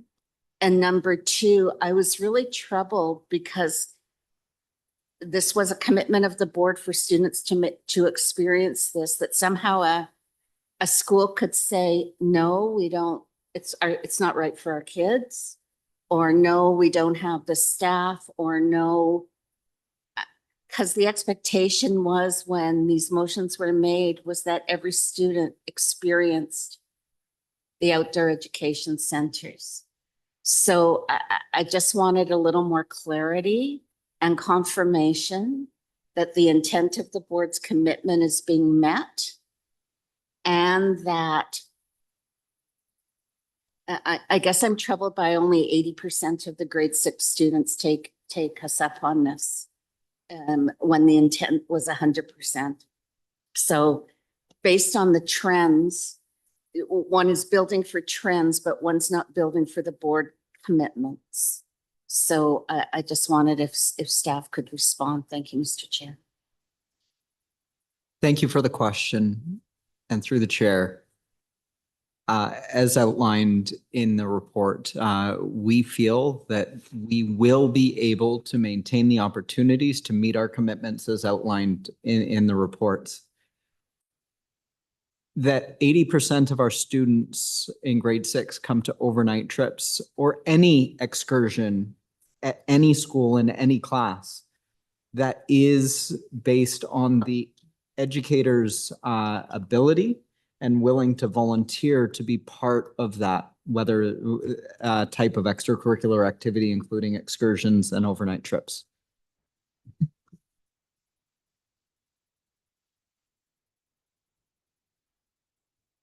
Trustee Laskin, did you have anything further?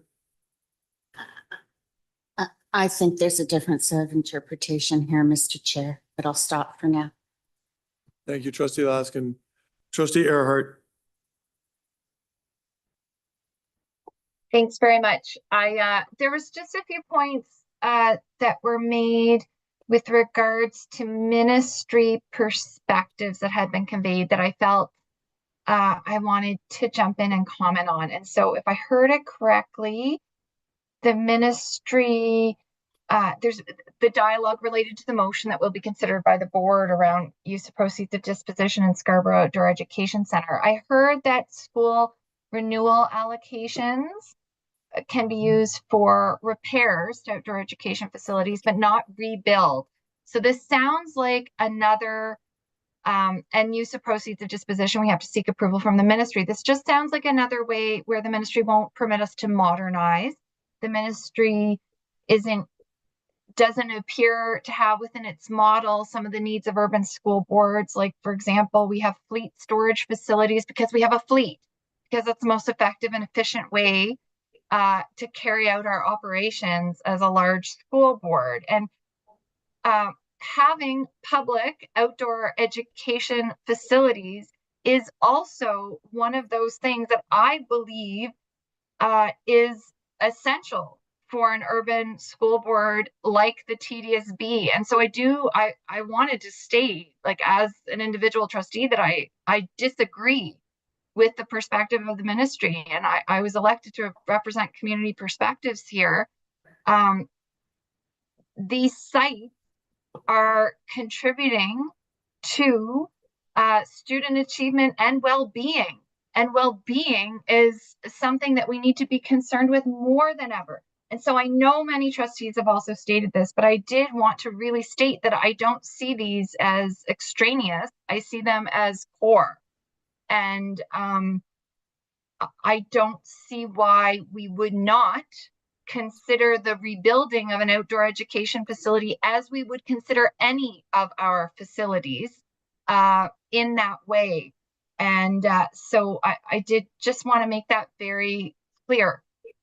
It's particularly at a time when we're talking about getting to know our province, getting to know our country. How could the ministry not take that whole of government view on the importance of the delivery of this kind of programming to Toronto's children as a core educational component? And so I just really wanted to state that. And thank you very much. Thank you, Trustee Earhart. Trustee Arts. Hi, can you hear me? We can. Thank you. I want to thank staff for the report and some looking at some different way of thinking with terms of not proposing closing sites, but for now, while we are on hard times, and I still had hope that we won't be on hard times at some point. While we're on hard times, that we're preserving what we can. I just based on some of the questions and conversation, I want to caution about assuming that every kid wants to do this. My kid is in grade 6, did go on a trip to the island school. Her siblings years ago went, and there were tears. We fought.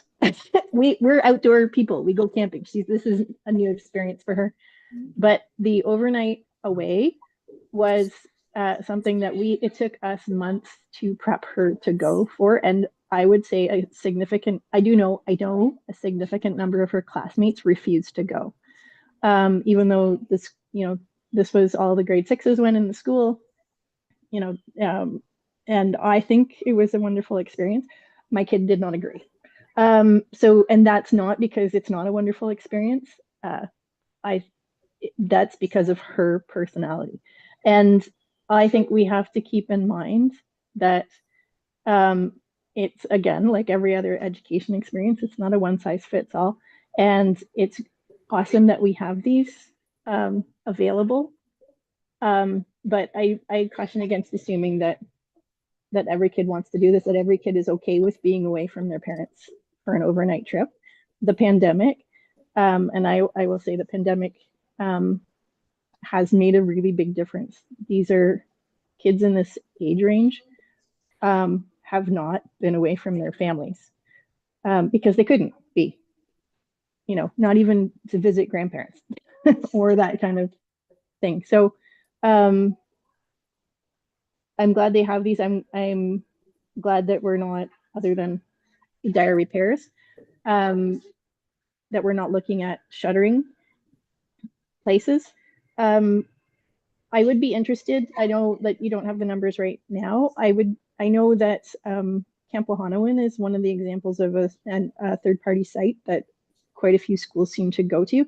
I would be interested to see, in our financial considerations, what Wahanawan charges, because I know, especially grade 7 trips, grade 8 graduation trips, that schools opt to go to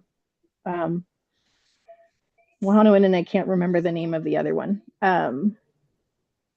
That's up on the Saugeen Shores. That those are ones that are frequently accessed by our system. So it would be interesting to understand what's being charged, essentially for a similar trip by outside companies. So, thank you very much. Thank you, Trustee Arts, and thank you for sharing your family's experience with us. Trustee Shan is the last speaker currently on the list. Thank you. Through you, Mr. Chair, I just wanted to ask through the renewed proposal model, if the staff had an opportunity to talk to any educators who typically engage in supporting outdoor education in schools that traditionally go to Scarborough Outdoor Education School. For example, I know there are traditionally the same teachers that have often volunteered to go and take them. And if there was any focus group or any conversation that was done, like in a broader call out to kind of talk about the possible temporary closure and what the likelihood of the challenges they might face, or if they're seeing the possibility of them being engaged in doing it for a new site. Thank you. And through the chair, we have not engaged in that outreach to our educators who have frequented SOES, Trustee Shan, but we very much appreciate the sentiment of that question. And definitely with all of these changes, we will be having a strong communication plan to make sure those 80% of grade 6 students continue to access our other sites. And thank you for the suggestion. We'll certainly be thinking about that as we plan the communication plan. Thank you. I know a lot of those educators feel strongly about the connection to the site as well, understandably so. So it would be good beyond a general communication, a form of engagement and kind of assurance and support, so that, we don't have more situations of teacher volunteerism dropping around, not volunteer, I mean, teacher pickup dropping in terms of who decides to get on board with the outdoor education. The other question I just wanted to ask is there is a financial model that is being proposed, and I asked this earlier. I just want to clarify the current number of savings that's being proposed would have been based on a model of a certain number of schools opting for one night trips, I'm assuming. Is that not true? Thank you. And through the chair. So the cost recovery plan we've outlined on page 53. So you'll see the expenses and the revenue and the deficit diminishing through time. The savings are not connected to the number of days. The model will remain on 4 days, 3 days, 2 days. Our savings is primarily created through the reduction of salary costs, operating fees, and the consideration of increased revenue through fees yet to be determined. So it's what we've done is an approximation to show getting to balance. So I hope that reassures that we're not going to be changing the offerings of the number of days. What we will be considering is increased fees, user fees, always appreciating the LOI and differentiated structures and fundraising, and considering a land trust and really formalizing fundraising to find the very significant funds we need for structural repairs to our buildings. And I just want to, once again, while I have the mic, underscore that staff deeply, deeply care about these sites, as do trustees and our students and families. Thank you.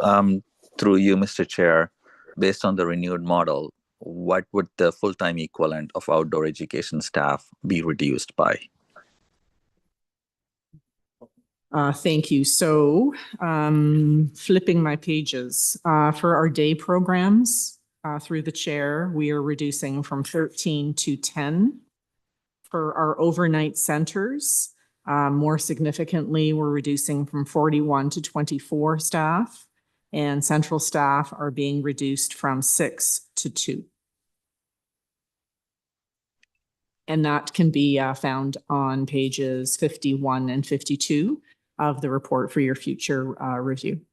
Okay, thank you. So such a reduction would not allow for reallocation, or would that be a possibility in terms of, you know, losing a job as opposed to taking on some other role within their system? Thanks. That's an important question. I'll turn to my colleague. Thank you. And through the chair, the reduction in staff, the proposed reductions for outdoor education will allow staff to follow the processes outlined in their central agreement, and it might cause them to be at other sites in other positions in our board as per their collective agreement. Thank you. In wrapping up my comments, I just wanted to make sure that the request for data is there. But before that, when you say 80% of the grade 6 students attend outdoor education, roughly, just wanted to clarify through you, Mr. Chair, is it 80% by number of grade 6 classrooms, or 80% of actual physical count of the number of students? That's 80% of the number of students total. Okay. So in closing, I just wanted to make sure that I am able to, if possible, it looks like there's a sophisticated enough of a database that can provide this data of where the rest of the 20% are from, and you know, location or any other things that is possible to know in terms of how subscribed the programs are.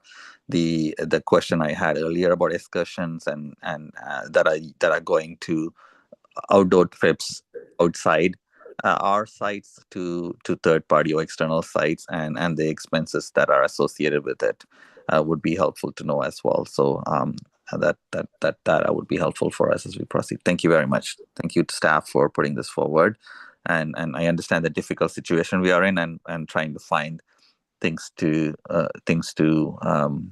find savings and things to reduce so that we can balance the budget. But I appreciate the hard work that went with it, but I do understand from many of our trustees' comments as well, that we cannot value outdoor education as a system, as system leaders as well from our side as trustees. So thank you very much for suggestions, but I hope to get more data on those things I had asked for. Thank you. Thank you, Trustee Shen. We're going to, well, first, you know, we've got 8 more items to think about, but some of those are system savings. I don't think that they will generate the same level of conversation that the cuts. So we don't want to be necessarily too psyched out about the road ahead. But that being said, we're going to recess until 8 o'clock. Staff's had a long day. They joined at 4:30. There's an opportunity for dinner. So we're going to recess until 8 o'clock and reconvene at that time. Thanks, everybody. It's random. That's low.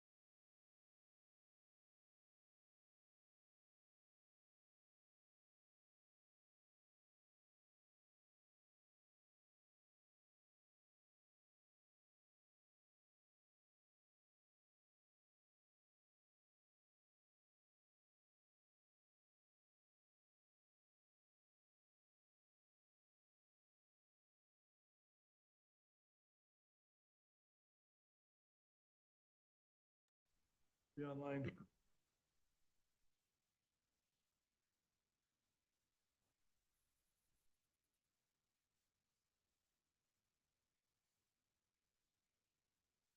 Trustees, we're going to try to do a quorum check so that we can begin as soon as we can. Trustee Lee, are you there?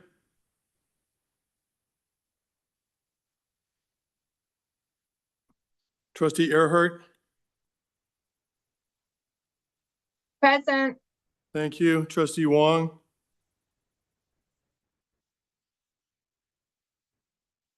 Trustee Shen? I'm here. Thank you. Trustee Rajwani, are you on the phone?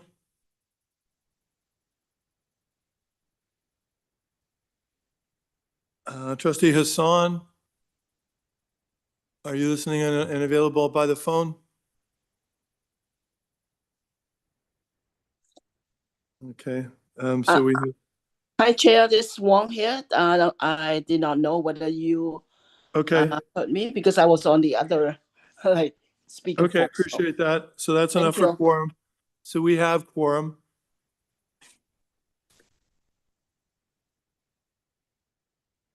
I give just, Trustee Lee's here.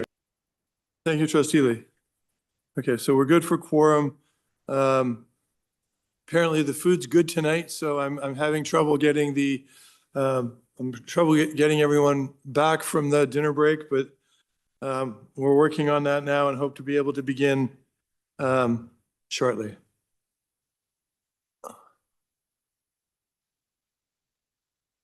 You just stop making good food. Exactly. What's that? Okay.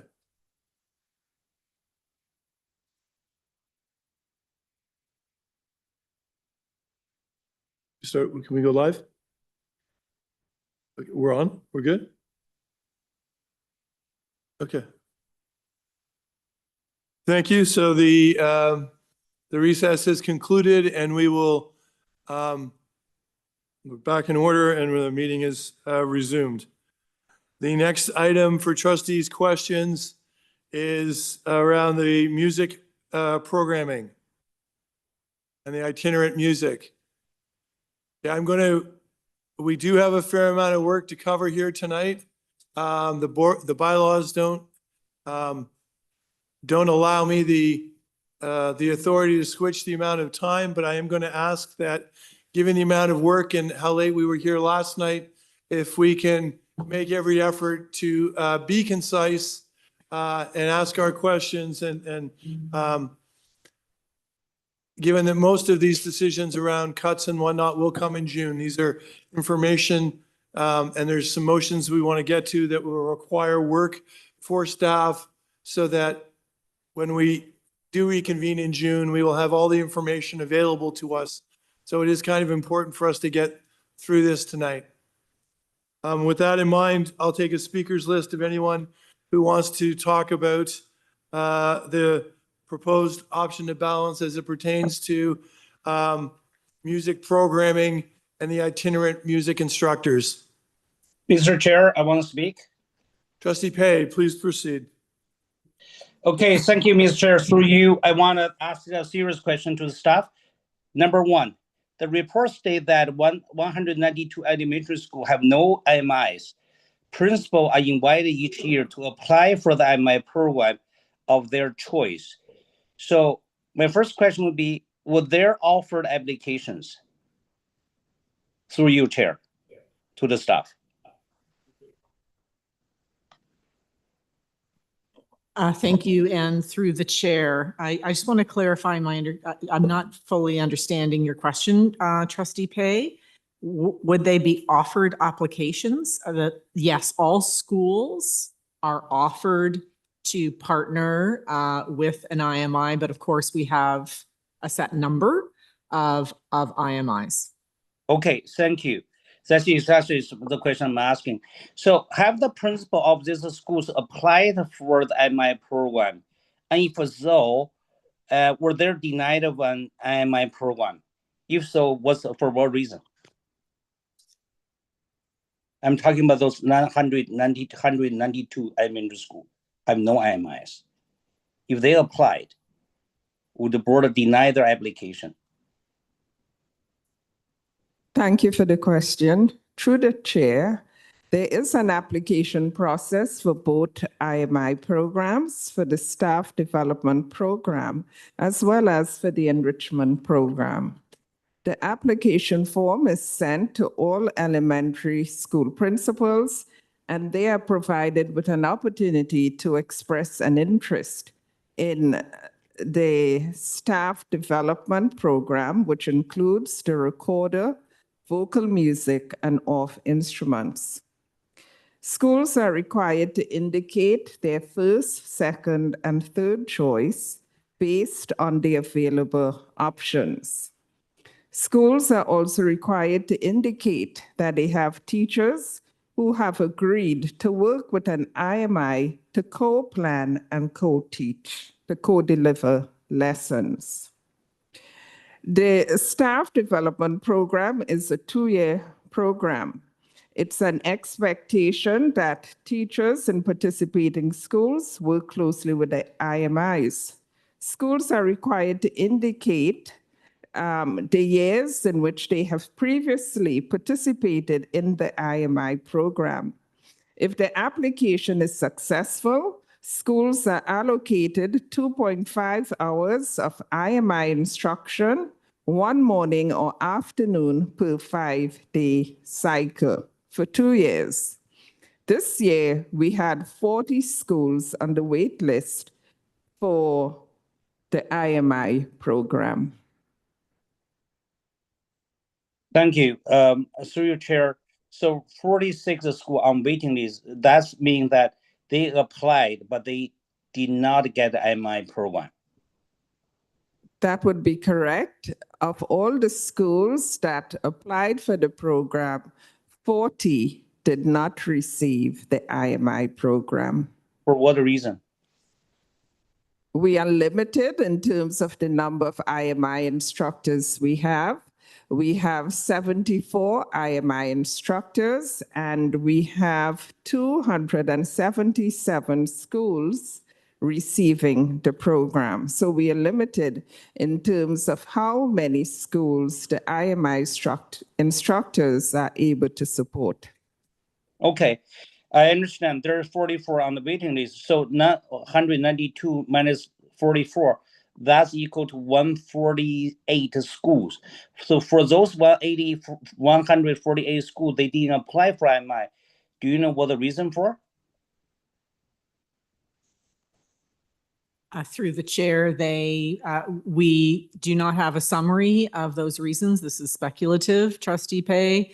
They may already have teachers who have their music qualifications, who teach different instruments. There would be a multitude of reasons. Okay, so basically, this is really a principal decision, whether they apply for IMI or not. That is correct. Okay, so then my next question to you, Chair, why the board staff make a statement, this is equity issue. It's not equitable because 148 schools didn't apply, so they didn't get it. Because, suppose every school should get it. Through the chair, it is factual. Yeah, it is factual that 148 schools didn't apply, but it also is factual, it's not equity issue. Am I correct?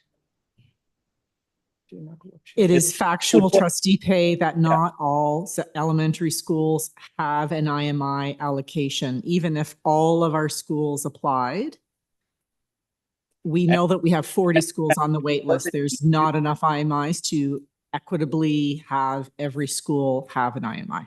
But that's not the reason, through you, Mr. Chair, but that's not the reason we remove the whole program, right? Just because some school didn't apply. That's not a question for staff to answer, through the chair. Thank you.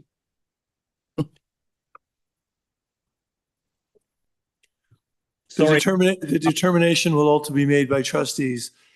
Trustee Pei, the staff has provided us options after we learn the core funding announcement, after we learn the results of the investigators, the minister's investigation report. We will then understand exactly what the picture is, and it will be for trustees to determine whether, how many, if any, or other means are identified, but staff ultimately gives us options and trustees will make choices. Thank you, Mr. Chair. I just want to make some advice to the staff. When staff makes some statement, I want to make sure it's factual, is correct, okay? Because we as trustee, we make a decision based on your statement a lot of time, okay? Okay, I'm gonna keep going. Number 2, without MIs, the TDSB has a robust music program. Through your chair, I want to ask staff, what do they mean by robust? And what does that really entail?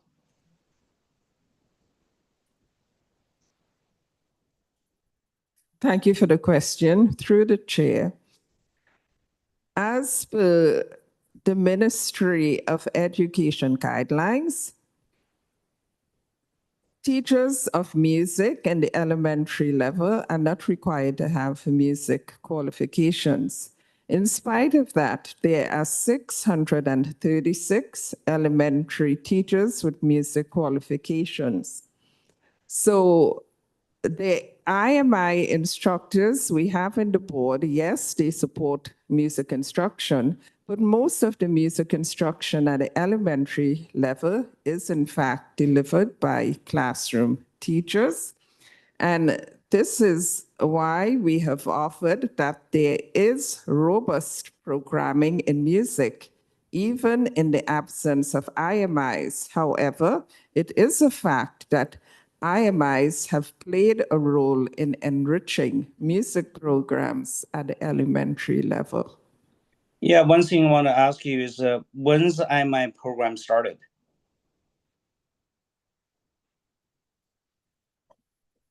Thank you for the question, Trustee Pei. I think we'll have to take that back to do some research to answer that question. Okay, I have the answer for that. IMI started since amalgamation. If you really time TDSB IMI program. If you really trace back the history IMI for the Scarborough, North York, and the Etobicoke board, 75 years. That's a history IMI. So IMI has been there for 7 decades. And how TDSB can really say, without IMI, TDSB going to have a robust music program? Where's the evidence? Through the chair. I'm sorry, Trustee Pei? Yeah, can you show me the evidence before IMI? Without IMI, there's going to be robust music program. Where's the evidence? That question was previously asked by you, Trustee Pei, and my colleagues supported an answer to talk. I'm sorry, through Mr. Chair, I don't think that's the answer. It's really answer my question, by the way. I say I'm asking for evidence. I'm not asking for statement. I'm asking for evidence.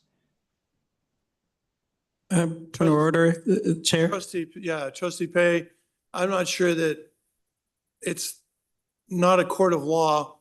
They're not, like, they bring us their opinions. If you need additional work done, you can create a business arising motion. And if your colleagues support it, that request additional work, that can be presented at a future meeting. But the request, like, you ask them their opinions, they provide it. If they have the information, they give it to you. But the proof thing is beyond the scope. Okay, thank you, Mr. Chair. And then, okay, I view, I just keep going. My follow-up question would be, for the report time year 1 renew the music program model, okay? We only apply to 50 schools. Now, we're talking about it's not really in 419 schools. Now with the IMI, we have 277 schools and 434 programs. Now we're down to 50 schools, maybe just 50 programs. How do you justify such a dramatic decrease in terms of schools, from 277 to 50, that's cut 80%, more than 80%. Then you're talking about like from 434 program to 50 program, then you're cutting to 90% program. How could you justify significant cut to the program? Through robust music program. Through the chair, I greatly appreciate the chair's comments that this is not for staff to justify a report that has been written for the FBEC committee. Before you, Trustee Pei, is a report as an option for trustees to consider to finding and creating a balanced budget. The points in the report are for your deliberation. Really that is the duty of staff and responsibility for trustees. It's not for staff to justify. This is our best thinking as for an option for you to consider. Thank you.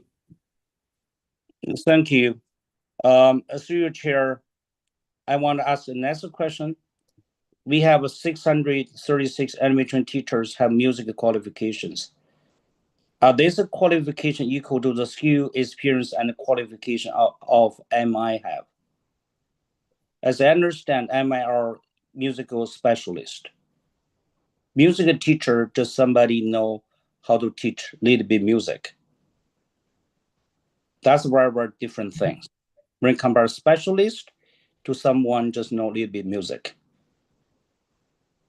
Through the chair, Trustee Pei, I'm interpreting your question really as a reflective statement that is indicating that our IMIs are highly skilled individuals, and staff concur. Our point in the report is that we also have 636 educators who have their qualifications in music. That is simply the point of the report. It in no way is staff comparing those two types of individuals. It's for your consideration for an option to develop a balanced budget. Okay, thank you very much, AD Surisco. Through your chair, my next question will be, the staff report claim benefits cost $1 million, 51,152. This seems high on program cost of $5 million. Could you please provide a detailed breakdown, including cost of percentage wages and of what it really includes? It cannot include health or dental or life insurance, as this is funded by provincial government as a flow-through funding direct to benefit trust with the TDSB. So I want to understand where the benefit cost, why so high, over $1 million. Board Aze. So through the chair, I think I'll take a crack at that. So the benefit costs are included in there because the revenue also includes the revenue associated with the costs that you're speaking of. So you're correct. The intention of the grants is to cover the costs associated with benefits. We know that the grants don't cover all of those costs, but the reason that they're included in the expenses is because it's also included in the revenue, and the expectation is to compare apples to apples.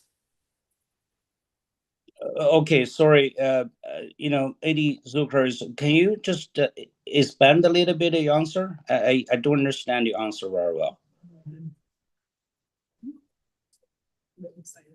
Sorry, through the chair. So, when we receive funding, which we do not receive for IMIs, so we receive funding for teachers, we don't receive additional funding.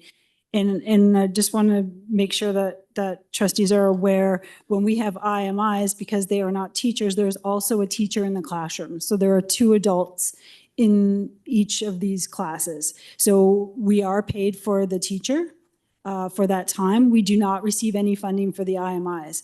But when we talk about the costs associated with any employee, we talk about salaries and benefits, because the benefits is an actual cost of ours, and the revenues would need to cover that cost. So I'm not understanding, if we employ 10 people, we don't get benefits for 10 people. We don't get funding for the benefits for 10 people. We get funding for whatever the funding is, and then it's up to us to choose how to spend it. So I'm not quite understanding the flow through piece. Thank you, Trustee Pay. Your 5 minutes is concluded. Trustee Laskin. Mr. Chair, could you put me on the back the list? I haven't finished my question yet. Thank you.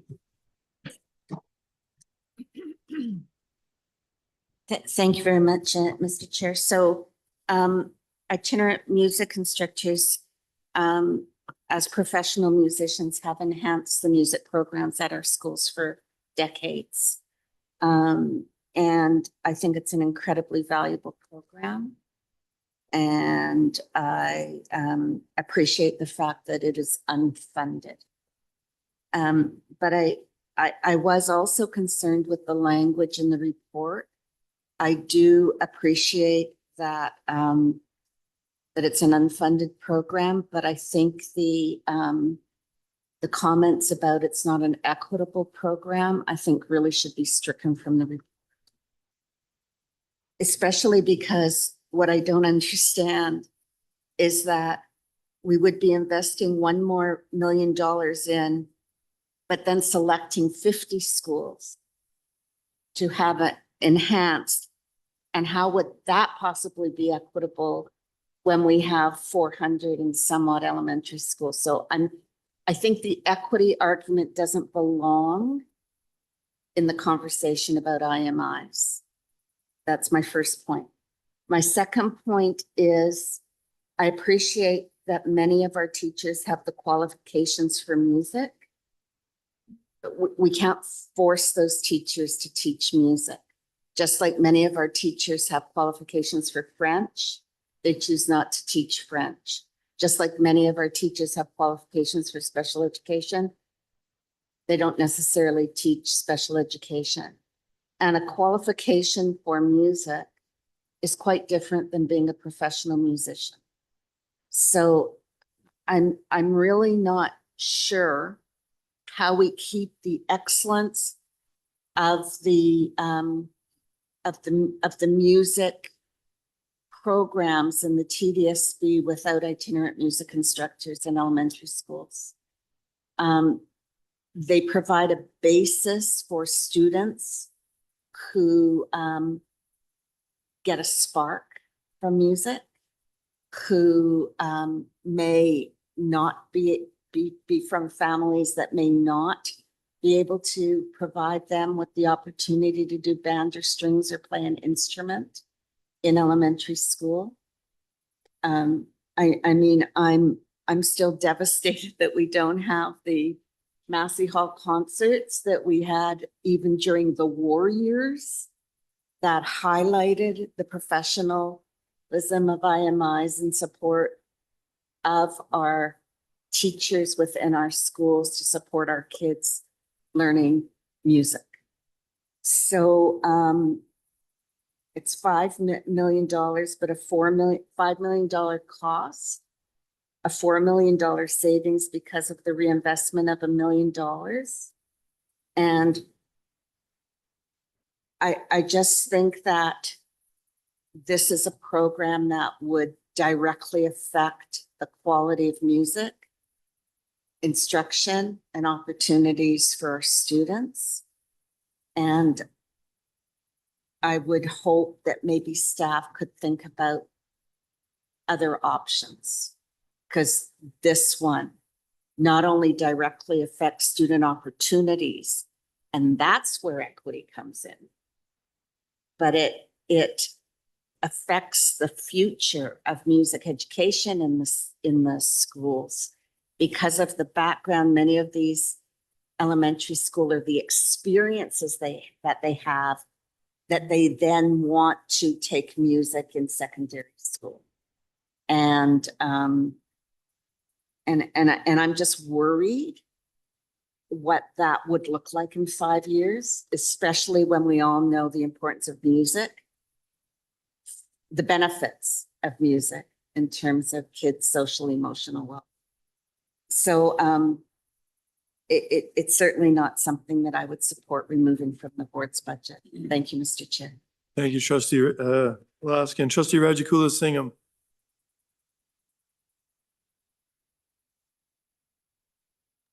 Thank you. I'm trying to do two things at once. Thank you, through the chair. I'm really invested in kind of our direction that we're going to take with IMI, as well as the renewed music strategy that we're discussing. So as an artist, for me, the arts make up a core of who I am. As a student, when I wasn't doing well in math or sciences, being on stage as a drama student was where my confidence came from as a student. I wasn't in an IMI program, but from my memory, my elementary home room teacher was also our drama teacher. My English teacher in middle school was also our strings teacher. But I think the difference is that all my arts teachers in my school days came from a very strong arts background. And so that's what today I'm centering my thoughts and questions around. When we're talking about the a renewal music program, how do we build a strong music program? So initially, one of my questions were, what was the purpose around why the IMI program started? But I heard staff share that they're going to look into that and get back to us. And I also was hoping we can get additional information on why the IMI program was initially started, when, and why wasn't a long-term sustainable plan envisioned then? So in the report, it shared that it was not a long-term sustainable program. So just wondering what, I guess, short-term need was the IMI program, apart from enrichment, what was it trying to serve? And why was initially at that point an equitable distribution of programming? And so that's my first question, but I hear that staff are going to get back to us. Can that information be provided to us? Thank you. And through the chair, we'll certainly research the beginnings of the IMI program as best we can to understand its origin, as well as considerations for its future. What we have committed to do in this report is have that year of transitional funding to get to the goals I think that you're talking about. So we will certainly provide what we can for the next FBEC. I appreciate that through the chair. And then my next question. If I may, Trustee Rajagopal, just add a couple of point for consideration in the moment to your question around, well, rather your question made me think about what has changed. Although we need to dig into the origins of the program, I think that two significant changes that have happened since then would be changes in how schools are funded and in the flexibilities that school boards have with the funding provided to be able to support the core programs and then any additional programs. And I think another change that has happened since then is also amalgamation, bringing the legacy boards together with different practices. And as we heard, the IMI program existed prior to amalgamation in some of those boards. And so in coming together, how do you make that work? Right. And while bringing consistency across boards as well to the greatest extent. And I think just while I have the floor, just want to use the opportunity to say that, again, similar to the outdoor ed piece, the driver for this isn't staff coming together to say, IMI program bad and we need to get rid of it. The driver would in fact be that we'd want to expand if the resources available to us would be able to help us facilitate that. But it's the budget pressure that we're under that's causing us to think about the options that are available. And with the previous direction from the a previous minister in ministry was to give priority in our thinking to those areas that are unfunded in order to reach balance. So just wanted to add those perspectives while staff will take away the questions that you have posed. Thank you, Associate Director Sirisko and Director for that insight. Abraham, my next set of questions are, sorry about that. When it comes to this renewed music strategy, what I'm worried about is in the report.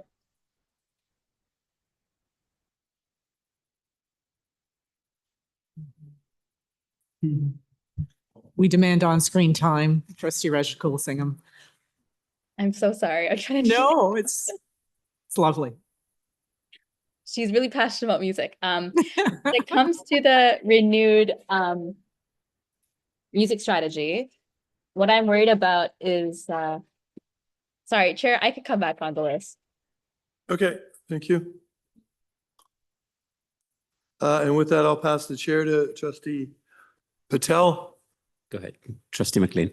Thank you.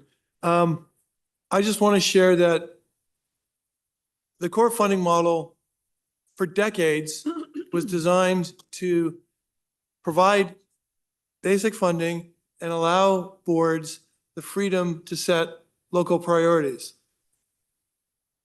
This board has set the priorities around pools, outdoor education, and IMI music for decades and been able to do that.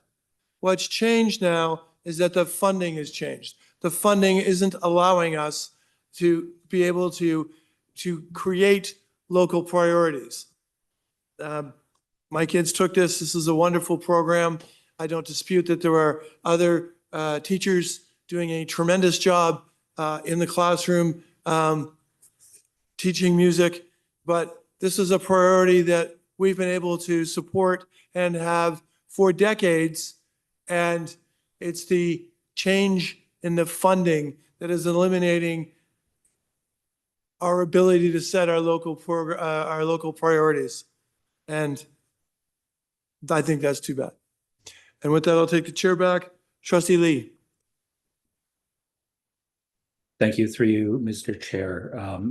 I just want to get a bit more information on the IMA program. I hear that it is very important. And I know that TDSB's music education has definitely helped me. And as a musician myself, I'd hate for it to be less than what it is today in the future. Now, and through you, Mr. Chair, maybe to anyone who can answer this question, what do other boards do?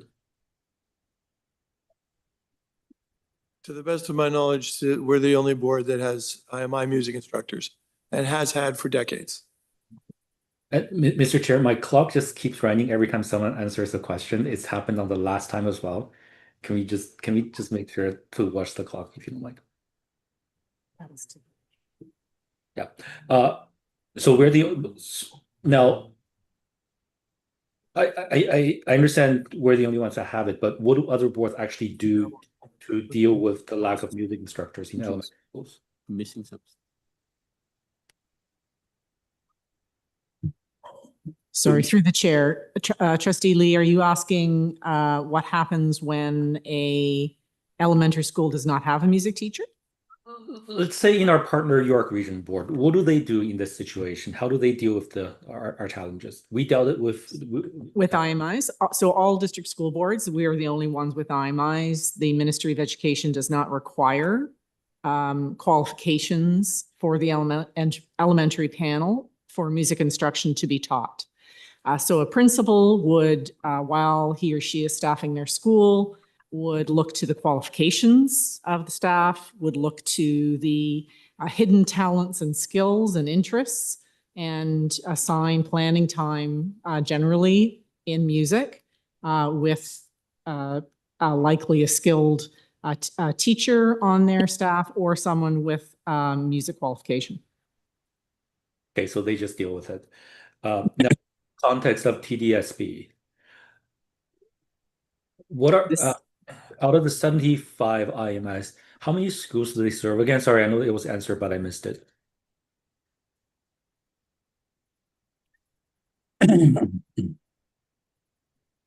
Thank you for the question. Through the chair, there are 74 IMIs employed by the TDSB. This year, IMIs provided direct support to kindergarten to grade 8 students through 434 IMI programs in 277 schools. Thank you, through Mr. Chair. How do I understand this 400 programs through 200 schools number? Thank you for the question. In some schools, there are multiple IMI programs. So for example, a school could have a recorder program the same time it's having a vocal music program. Thank you. Through Mr. Chair, do our elementary student interest program music schools become challenged if this program if IMIs are no longer there? No, through the chair. Okay, so there will be no impact on our student interest programs whatsoever. Do you mean our central student interest programs? Correct. Okay, thank you. Through the chair, I'll need to take that back. We've not done an analysis of IMI pairing with central student interest programs. Got it. Yeah, so to be more exact, I'm inquiring about schools like the elementary version of Etobicoke Schools of Arts and Cloud Watson and so on. Understood. Okay, and one comment was made by staff that sort of concerns me, where a lot of our teachers are qualified, but they can choose not to teach the program. Can I just ask a human resource question? Do we pay for these qualifications? Because I think my understanding is that the more qualified a teacher is, the higher their salary is.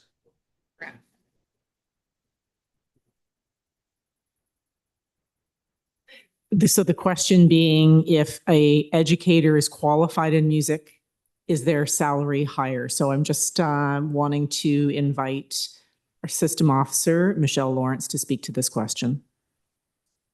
Good evening. Through the chair. I'm sorry, I missed the beginning of what you were saying, Trustee Lee. But teachers are paid a salary based on a grid. It's based on years of experience. So having specific qualifications in music does not provide a higher salary. So teachers proceed on a salary grid based on a number of years of experience, going from 0 to 10 years. But there are also, through the Ontario College of Teachers, there are different categories of pay of how teachers are assessed through QACO, going from A1 to A4. And that's an assessment that's done by an independent third party, also determining how much teachers are paid based on their education. Okay, so going back to my original question, then is the answer yes? If a teacher is more qualified, for example, they're trained in music, they will likely get advanced on the A1 to A4 grid.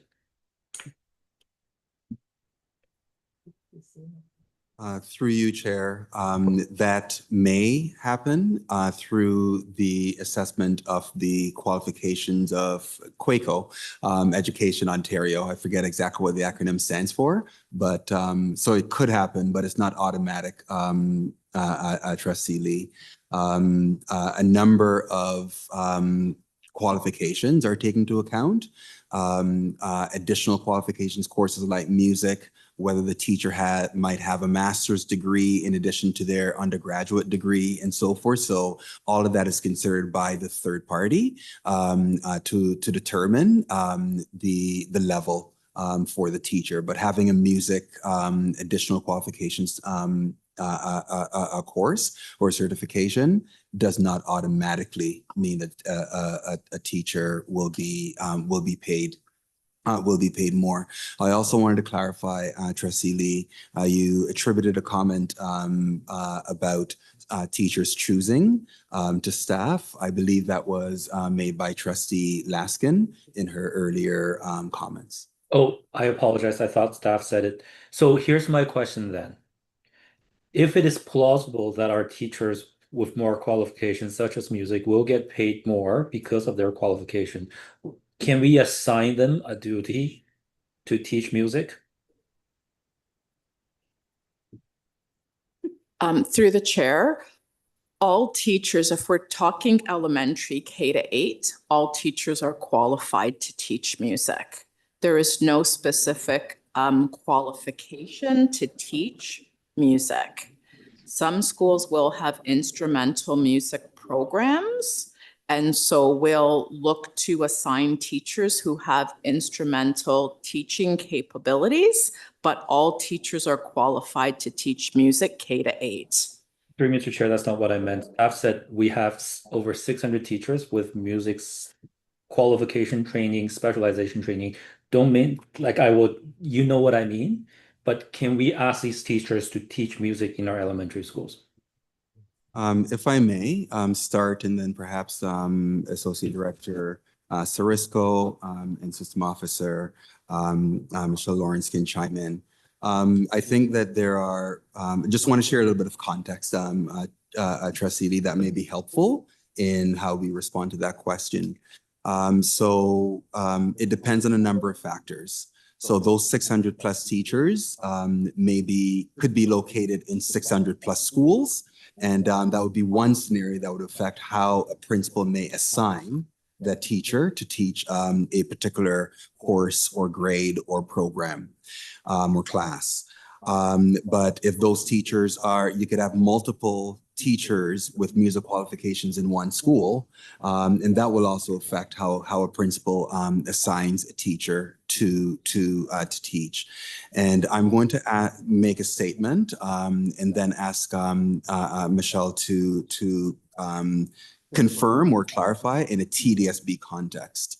So the context that I'm accustomed to as an administrator in another school board is I get my staffing assigned. So I go into a school as a principal. There's an existing staff complement in the school, and those teachers may have a variety of additional qualifications. As a principal, I always endeavor to ensure that there were teachers on staff, at least one, who had additional qualifications in music and could teach instrumental music. And all of my colleagues operated in similar ways to make sure that a credible music program could be delivered. Sometimes, and I believe the same was made in an earlier meeting, there are sometimes challenges when, for example, the one music teacher that you have in the school or the one teacher who has music training and is qualified to teach music through their experience and additional qualifications course and so on. If they, for example, are the newest teacher in the school, and my enrollment drops the following year, and that teacher may be declared surplus, I would work with the staffing team to use every opportunity to hold on to that teacher. And sometimes that didn't happen, and we would find creative ways to try and maintain the music program. In my experience, we've always found a way through that.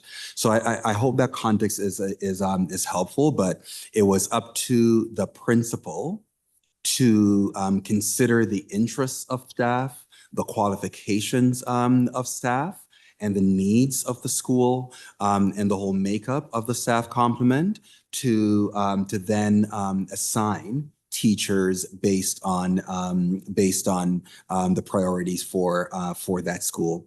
And for me as a principal, music was a priority.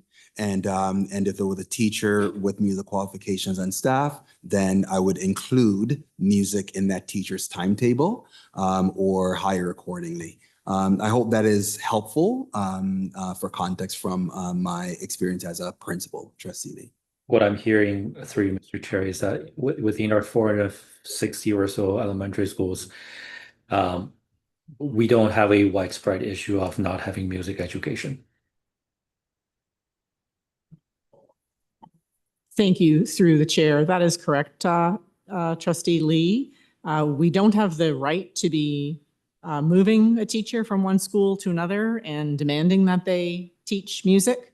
Our principals work with staffs, as Director Latouche indicated, to find an interested, skilled individual to provide music if the music is on Rotary. Classroom teachers otherwise would be teaching music within their timetable. I understand. Now my one of my last questions, there is probably a different one. Within our current distribution of IMIs, are they concentrated in one area or are they distributed across the city evenly? Thank you for the question, Trustee Lee. That information was included in the report.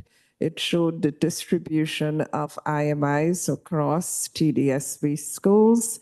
It indicated that at the 30th, that there were 38 IMIs placed at high LOI schools, as well as 38 IMIs placed at low LOI schools. The remaining IMIs were evenly distributed across schools based on LOI. I understand. Okay.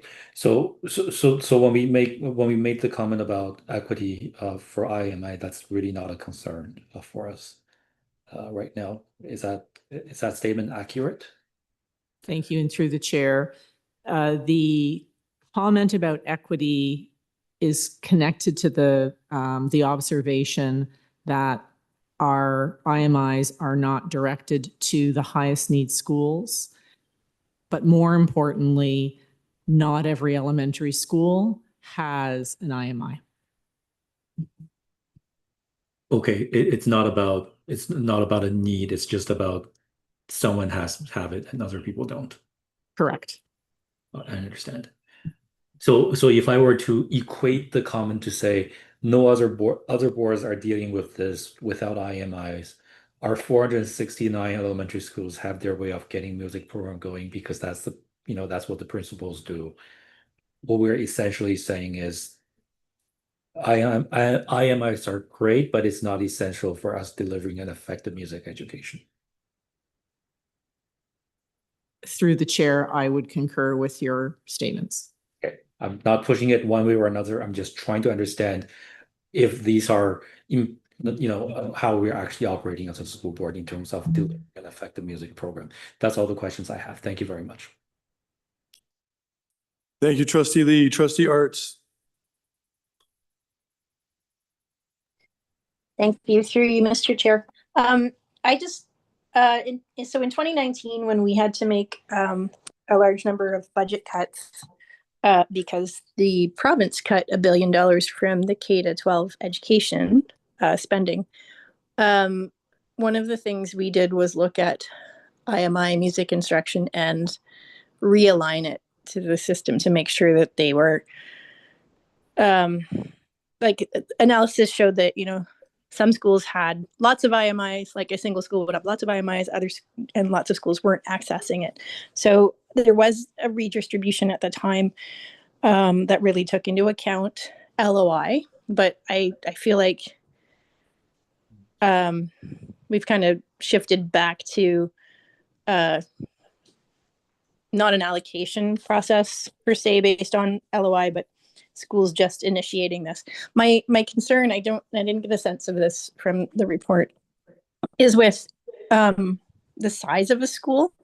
So like in my area, there are lots of very large elementary schools that can maintain trained music staff just because of the sheer number of staff that they have. So these are schools that are there's quite a few, well in excess of 700 students. And so they have the capacity to staff for, their prep time and stuff, a rotation to have quite comprehensive music instruction. Whereas I have other schools that are several other schools that are 150 kids, and this is not an option. So I'm wondering, I know that the ministry that considers that all teachers are trained in delivering music. However, definitely at the larger schools, students are having access to band and instrumental music, vocal music that maybe not necessarily vocal music, but instrumental music that the smaller schools don't have the capacity to deliver. So how do we level the playing field? Because we can't, our schools are not the same size across the system. And then my other question is how would this change impact some of the cultural programs that we've adopted? And the one that comes to mind immediately is like steel pan drums, which my understanding was delivered at a number of schools by IMI instructors. Thank you. And through the chair, really important questions, Trustee Arts, and appreciate them very much. In regards to how do we support small schools that may not have skilled staff or differently skilled staff than large schools that have perhaps broader capacity represented from their staff, I think that is a really important consideration as we look to the transition plan that is outlined. Please be assured we will give that excellent consideration for that first year of the transition, but then ongoing. All of us value the arts very much as a central part of our curriculum as human beings. And we know for many students and many of us, it is connected to our well-being. It is connected to our person, our soul, and our ability to come to our full potential. I would nominate some of the questions that you're posing as excellent data points for us to be researching and reporting back on through the multi-year strategic plan reports. And looking at Superintendent Holder, we're up for that challenge to be very connected to music programming and the arts programming in our schools, and reporting back to the board for further challenges and suggestions made by trustees. So I hope that supports some of the challenges you put before us. And if I may add through you, Chair, just to be completely transparent, that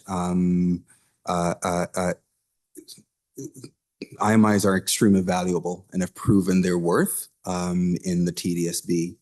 We had a delegate earlier speak to her experience as an IMI, working across the system over many years. I believe she said she started as an IMI around 2004 or thereabouts.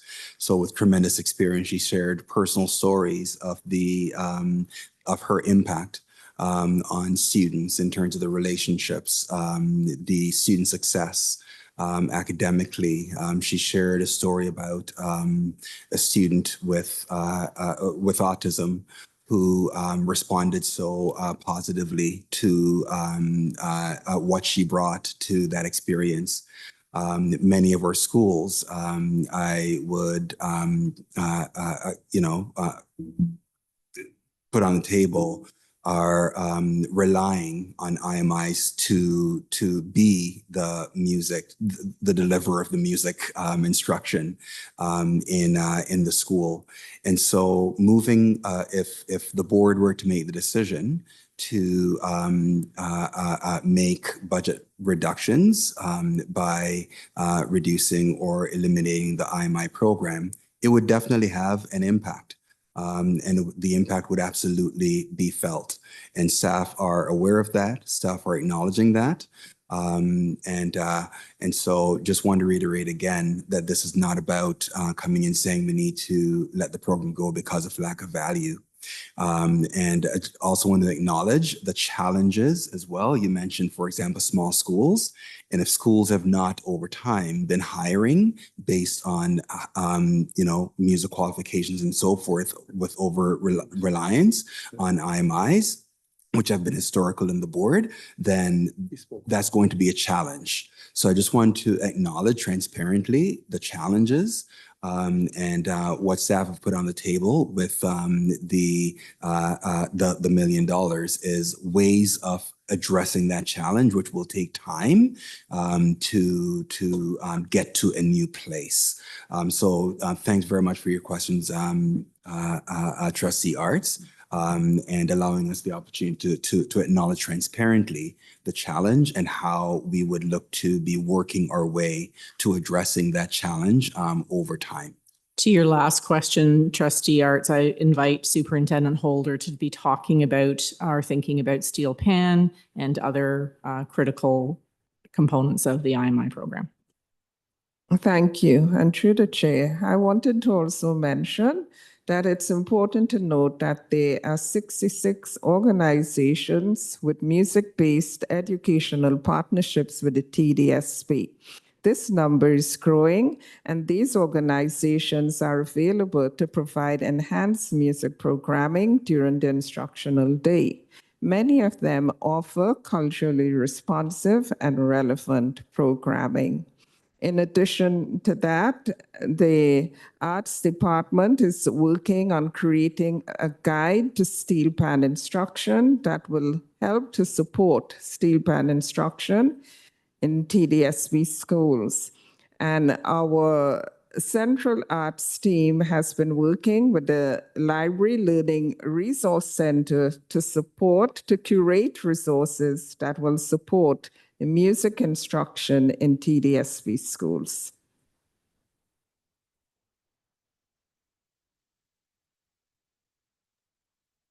Okay, thank you very much. I look forward to more information and discussion. Thank you, Trustee Arts. Anybody else on round one before we go to round two? Trustee Pay.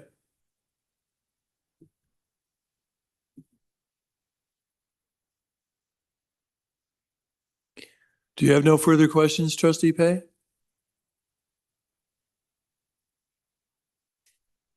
I think he may have stepped away. Trustee Rajakula Singham, why don't you go next?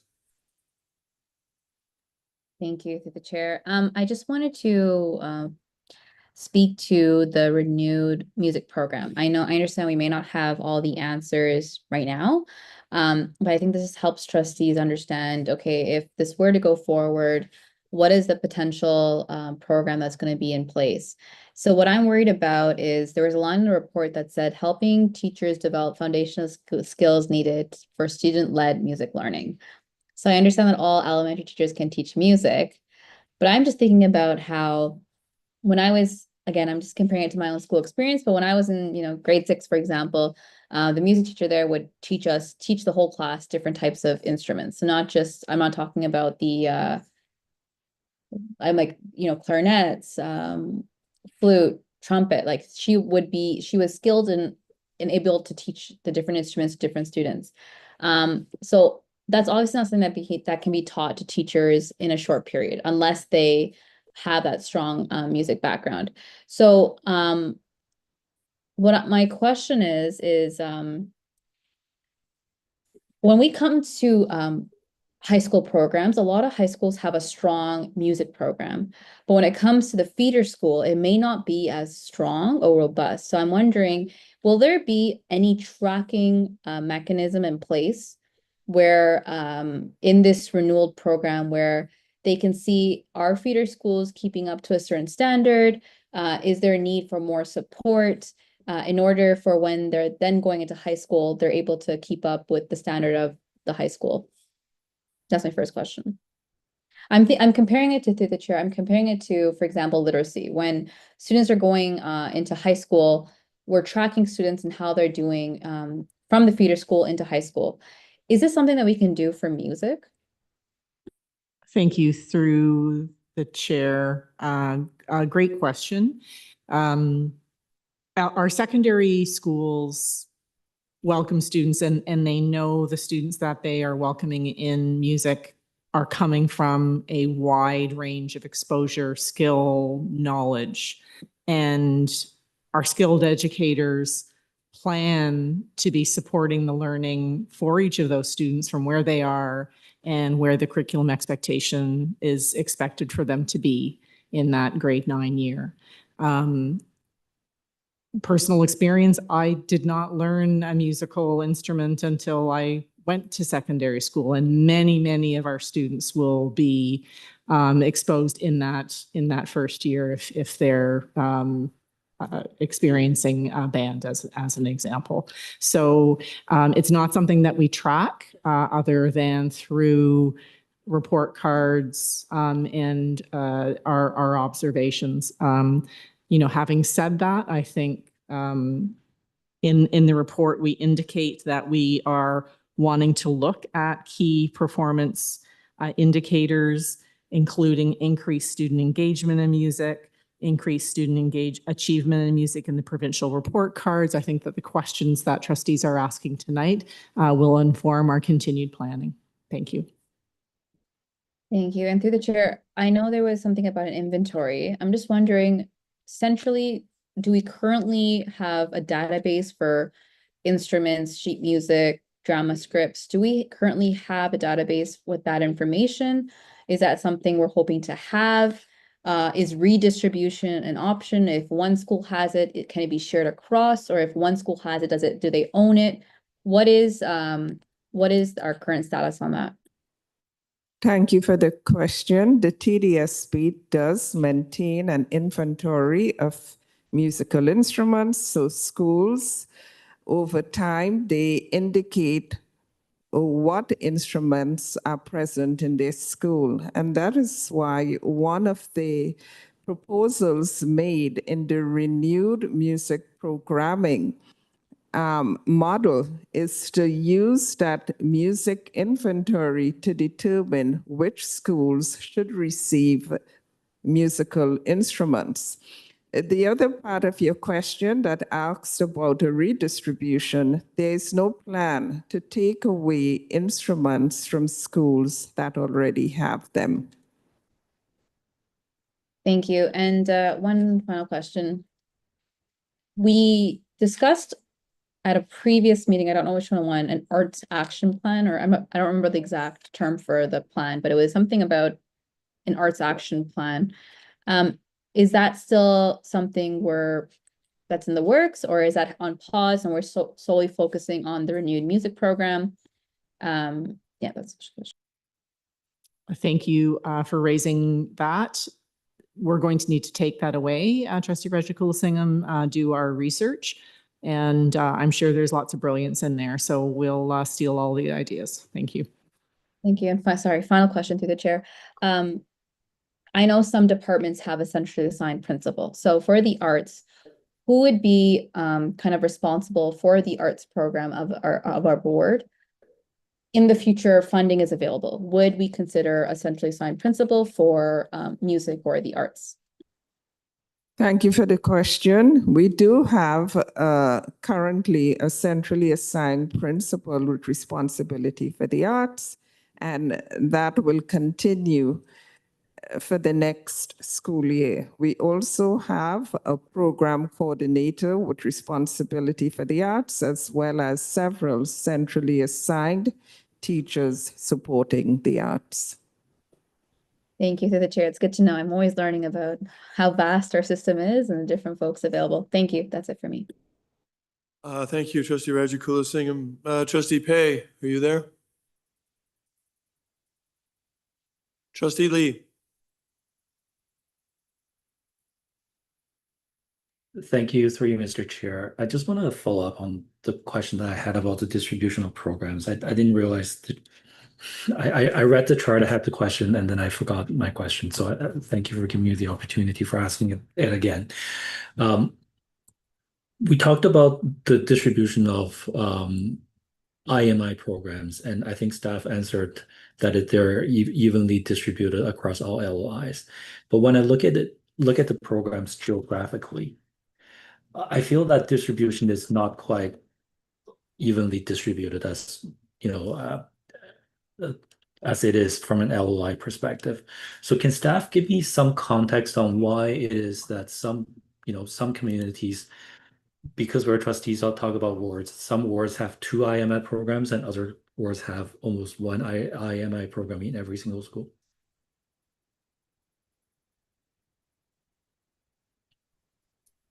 Thank you for the question. There's also an association between the distribution of IMIs and the presence of musical instruments in schools. So as an example, if a school does not have sufficient band or string instruments, if they do not have steel pan instruments, then it wouldn't make sense for them to put in an application for the IMI enrichment program. So the fact is the IMI programs are also located where the musical instruments can be found. What we haven't done to add to the discussion, we haven't done a mapping, Trustee Lee, and I'm wondering if that's what you're wondering about. What I'm hearing is what I'm getting out of this answer is there are schools, there are communities where every school has instruments, and therefore those schools are getting additional music instructions. And there are communities where most schools don't have instruments, therefore they're not getting music instruction. This is different from the conversation that we had when I last spoke, when the understanding that I got from staff is we're fine. Every school has a good music program. Thank you for the question and the clarification. The music programs are going to be different. I would articulate that they're all good, strong music programs. We do have instruments being shared and transported, but some instruments are prohibitive to do so. So this is at the heart of what we wrote in the report, Trustee Lee, that we're acknowledging that there is inequitable distribution of the IMIs and the access to IMI programming. I guess my question is operationally, how did it become this way? I think that's part of the history that we're going to need to dig into from when IMI began. Where did it begin? I'm betting it was associated with a unique Board of Education before amalgamation. I'm curious to know how the investment of instruments happened. So we'll do that research and provide some information in our next communication to trustees through board report. Yeah, I don't think it has to do with boards, at least in this distribution, because I'm seeing examples of schools that would, communities that would be within the same Board of Education, where some communities have a IMI program in every single school, and some communities which would be in the same board pre-amalgamation, it would not have, any IMI programs in any of their schools. And the example I gave between 2 programs in a ward versus, every school in a ward having a program, that's a real example. So I think when we're talking about a program like this from a budgetary perspective, and I know my trustee colleagues have made the comment in the past, I think we also need to look at this program from a, student perspective. Why is it here? How did it become like this? And what is the reason why it is being operated the way right now it is operated right now, right? So I'm trying to align that with the claim that every school has a good music program and every other board in Ontario is dealing with it the same way. I can't understand the connection right now with what I'm seeing. And I guess what I'm asking is staff, before we get to that conversation, can you please give us a more in-depth review about what this program is actually doing?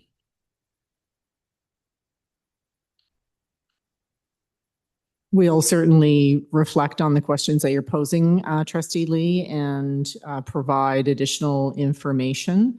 Again, I won't reiterate what I've already stated. I hope our future information answers some of the questions you pose.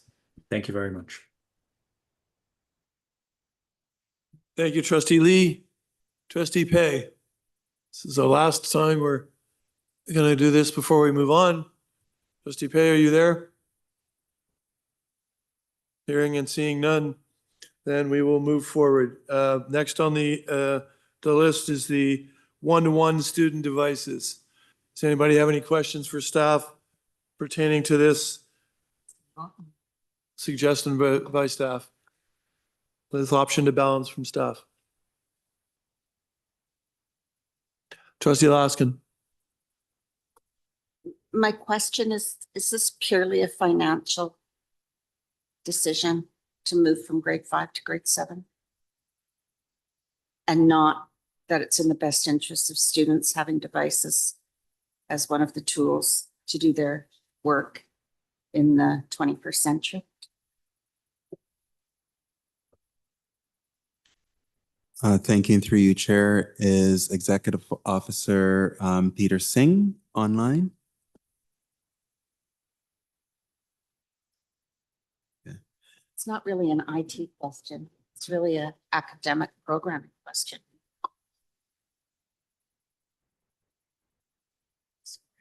In terms of kids having access to Chromebooks as tools to do their academic work. Through the chair, I think it's an important question. And so what we know is that we provide these devices right now. We have 230,000 devices in the system. So when they come back at the end of grade 12, our expectation is that we will be able to redistribute the devices to schools that need them, that may not have them, because we only have 238,000 students. So we almost have a device per student already. And only 112,000 of those relate to the one-to-one device program. So we do believe that there is access to technology when needed. We know that technology is important in the classroom, and there needs to be access in some ways. So whether there are classroom kits that can be used when it's necessary to be using technology, it may not be something that is used all the time. So, but I do think it's an important question, and we can take that away. But also, budget is part of the consideration, yes.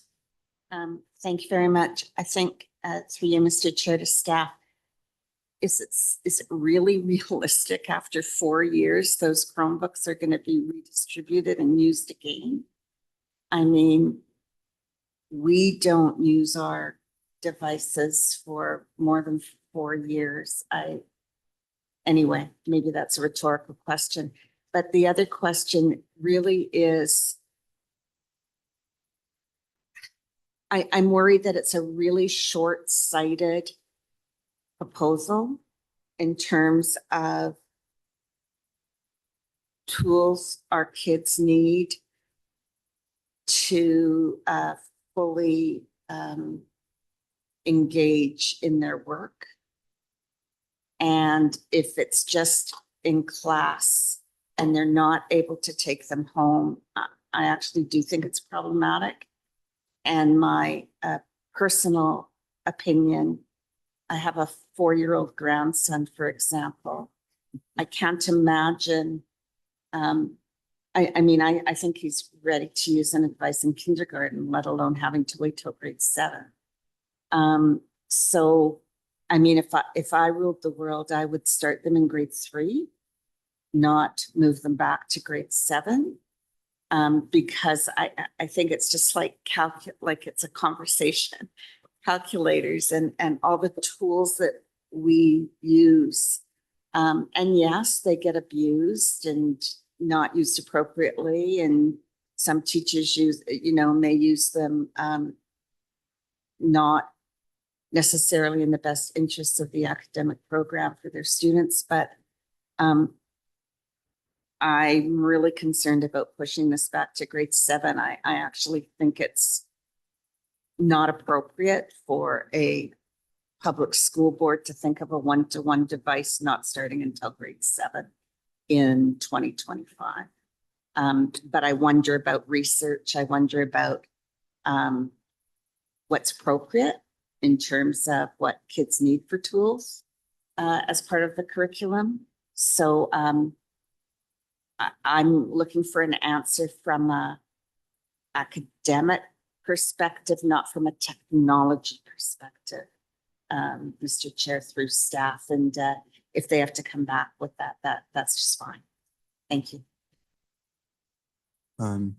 Thank you, Trustee Laskin, for the question. And through you, Chair, I'll start, and we'll ask Associate Director Sarisco to chime in.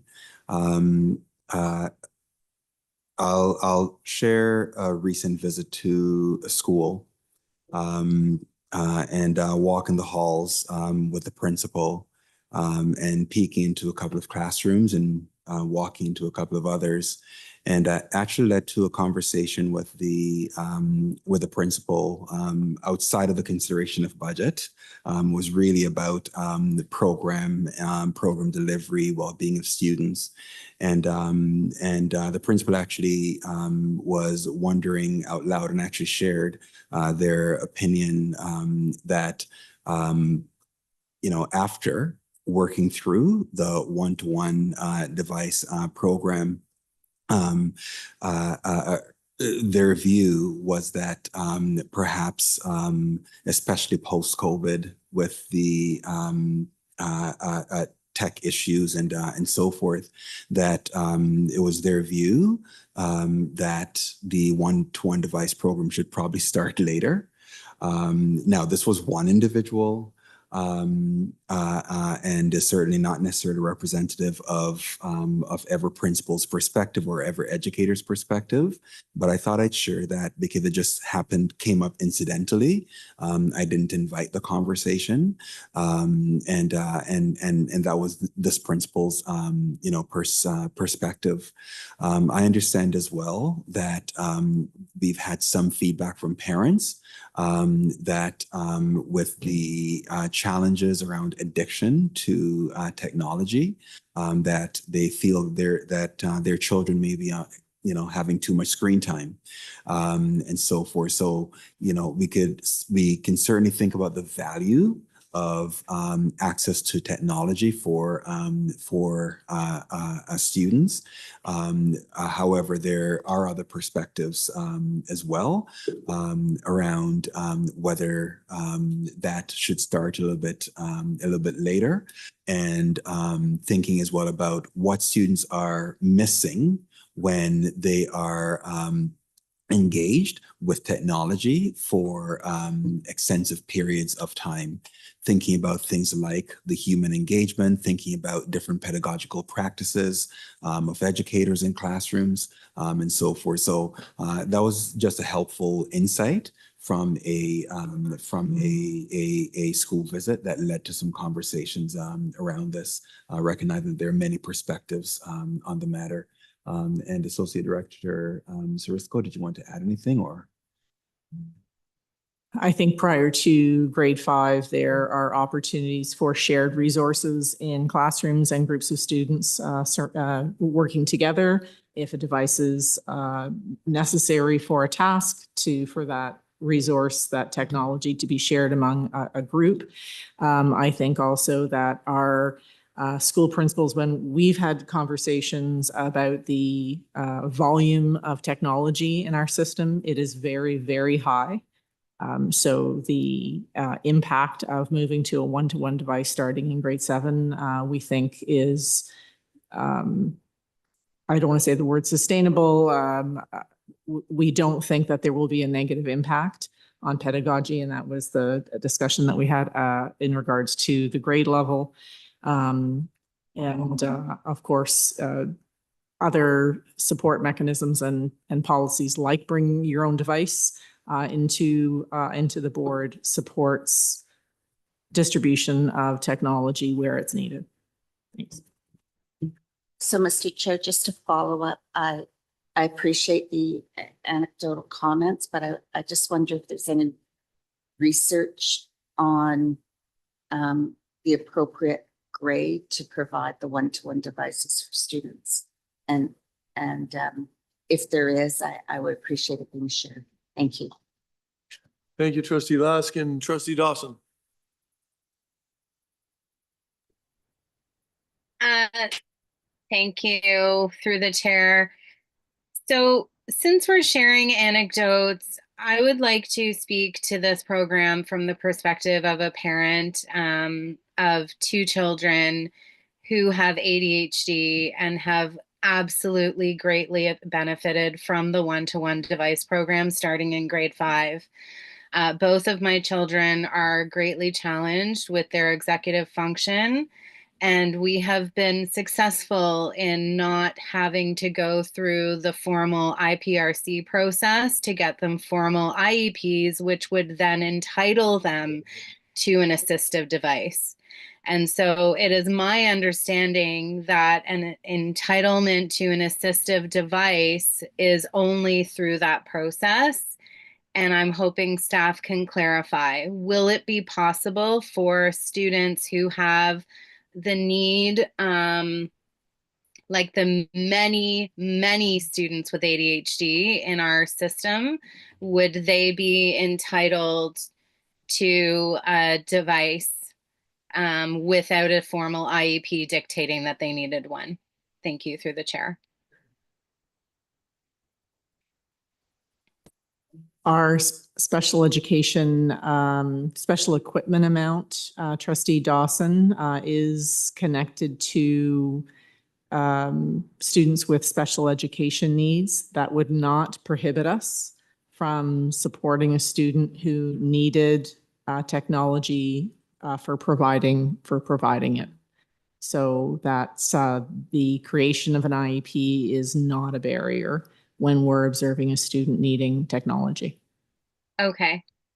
The other piece to that is the othering of students. So, you know, I would actually grieve for my children if they were the only ones in their class with assistive devices, quote unquote. They benefit greatly, I think all students do, for having things organized in a Google Classroom, for being able to do the fun and exciting math games like Knowledge Hook at home, and from benefiting from things like online tutoring, whether it is offered through the TDSB or an organization like Parents of Black Children. I am wholeheartedly and adamantly against starting this program in grade 7 instead of grade 5. I have received other testimonials from my my ward, and specifically a teacher, so I'll be sharing that with trustees as well. And I can appreciate what a principal might be saying, but I really do like to hear from the grade 5 classroom teachers. So I would encourage, if you're a grade 5 classroom teacher listening in, please let us hear from you. But also to trustees to potentially solicit that feedback, and I will be forwarding you some that I have received as well. But I see the benefit of this program for so many more reasons other than even just the in-class work. And I would argue as well that if teachers are just putting the kids on devices and they are able to watch YouTube and things like that, which I have actually heard from some parents is happening in classrooms, that's never happened in either one of my kids' classes. So that is entirely due to an individual approach to the use of technology and maybe some further coaching and education for that classroom teacher if they're using technology as a babysitter. So I have not personally had that experience. I've only had a positive experience starting in grade 5, and I would like to see the program maintained, and I would be voting against any cuts. Thank you. Although I don't have a vote on this committee, that would be my intention. Thank you. Thank you, Trustee Dawson, and thank you for sharing the experience of your family with us so that we can put it in a better perspective. Trustee DeVitis. Chair, just it's Trustee Lee. I put my name on before Trustee Dawson, and I've also put a message in the chat reminding the chair that my name is also on there. So I don't have to go in front of Trustee DeVitis, but eventually, if I can have a turn, that'll be great. Trustee Lee, if the chair is okay, you can go ahead. Trustee Lee. Okay, all right. Thank you, through you, Mr. Chair. Just on the devices, I'd like to get an opinion from staff on some of the feedback that staff have heard from other teachers, because I have heard mixed experiences from my community of parents and also some staff members as well on how effective these devices are in classrooms. And some of the feedback that I've been getting at a school level overwhelmingly is that they have been in many times a distraction for students.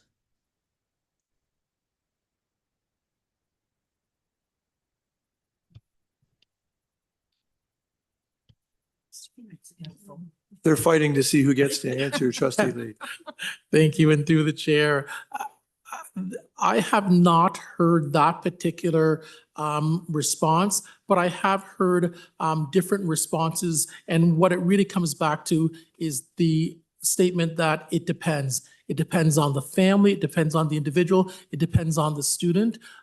We know that there are some families that the technology represents the second or third computer within that particular family. We know that for some, 3 or 4 students are in fact sharing. And so it really does depend on the utility and the value to individual students and individual families. Thank you. Okay, sorry, thank you, through Mr. Chair, but I'm not getting an answer about how it affects our education, our classrooms. And I ask in the context, not that the TDSB is trying to buy computers for families in need, but when compared to our peers and other school boards, has this benefited our classrooms? And if so, by how much?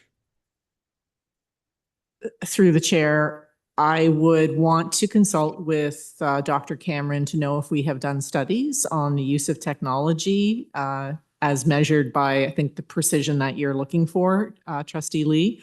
What we would be sharing would be anecdotal to say, yes, of course, providing technology to students broadly is going to benefit students. But again, I'm going to go back to some salient points on why this is being discussed this evening. One-to-one devices are not funded by the ministry. We have a budget.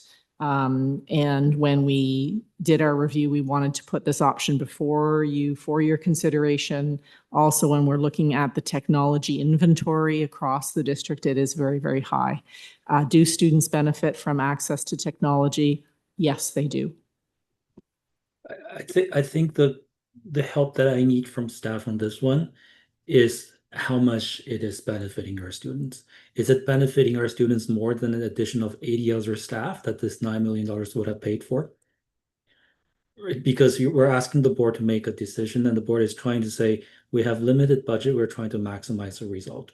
So staff, how can you help us quantify the benefit? Or if there's not enough benefit to quantify, then maybe we shouldn't have the program. I think, Trustee Lee, if we could take the spirit of your question back so that we can be reflecting on the data that we have to present before you for your consideration, that would be appreciated. We are understanding where you're trying to get to. Thank you.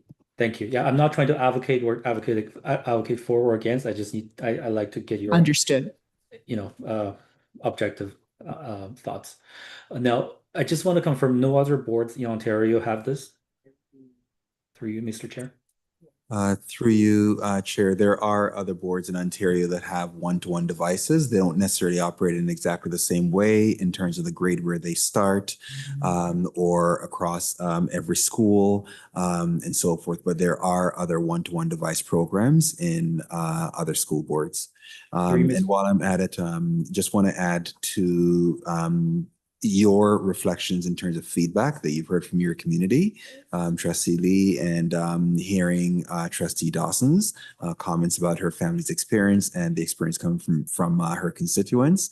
I think what this says that there isn't a single story in how students or families are experiencing this wonderful benefit that the TDSB provides. But there are other boards that do have, coming back to your question, one-to-one device programs. through you, Mr. Chair, to the director, do you have a list of who they are? No. I don't know that we have a present list of other school boards that have one-to-one device programs. That's information that we may take back and see what's available, or how we may gather that information. Okay. And through Mr. Chair, if we were to cancel the programs altogether, actually, before I go there, staff proposed to reduce the program to one device in grade 7. Now, multiple staff members have unanimously told me that based on their experiences in schools, these things will not last 5 years. What is the central team's position on that? And sorry, my clock is still going. Okay, through you, Chair, to Trustee Lee, I believe that the warranty for the devices is 4 years. And there was some discussion among staff about having a look at the types of devices going forward that would best support the program beginning in grade 7 with one device taking the students through to grade 12. So that's work that would need to that would need to be done. Mr. Chair, most of the times when a device breaks, and I know we've had extensive experience fixing them, are they warranty issues or are they because of student just normal wear and tear? Through you, Chair, I don't have a definitive answer to that question, Trustee Lee. However, I would suspect that it's probably both. Again, going back to a single anecdotal experience in the same conversation, this principal talked about repairs and damage to equipment and so forth, and did reflect that both scenarios were the case in this particular school. So my anecdotal experience, what knowledge that's been transferred to me is that based on how these devices are used, their intensity and the age group of their users, very material, if not most of the examples of repairs will not be warranty repairs. So going back to the comment, these things will not last 5 years. So have staff done a analysis on how much savings there will actually be if these things don't last 5 years, and or if we have to buy more expensive or durable devices? Is it still the 4.5 million that you said, or is it now suddenly less? Through the chair, I think Trustee Lee, it's incumbent on us to be providing FBEC fulsome information on the number, the quantum of technology that is in our schools, both through the one-to-one device program, but also through the purchase of school budgets. I noted that our technology is very, very extensive in the board. So in answer to your question, if a machine were to break, we would be confident that a school principal would be able to swap that out if the machine was not repairable. But I think for our next FBEC meeting, we would need to be providing the numbers for the committee's right. digestion. Thank you. And through Mr. Chair, I would think we need a conversation on school budgets. If the intent is now we need the school to cover for a device for 5 years instead of 4, because we have been reducing school budgets almost every iteration through our previous budgets. And there is a iteration where school budgets are specifically reduced because of the devices. So I'm not okay tasking the principals more until we have that fulsome discussion. Now, if that's okay. Now, last question on this one. Can staff come back with a opinion on what it'll look like if we stop the program altogether?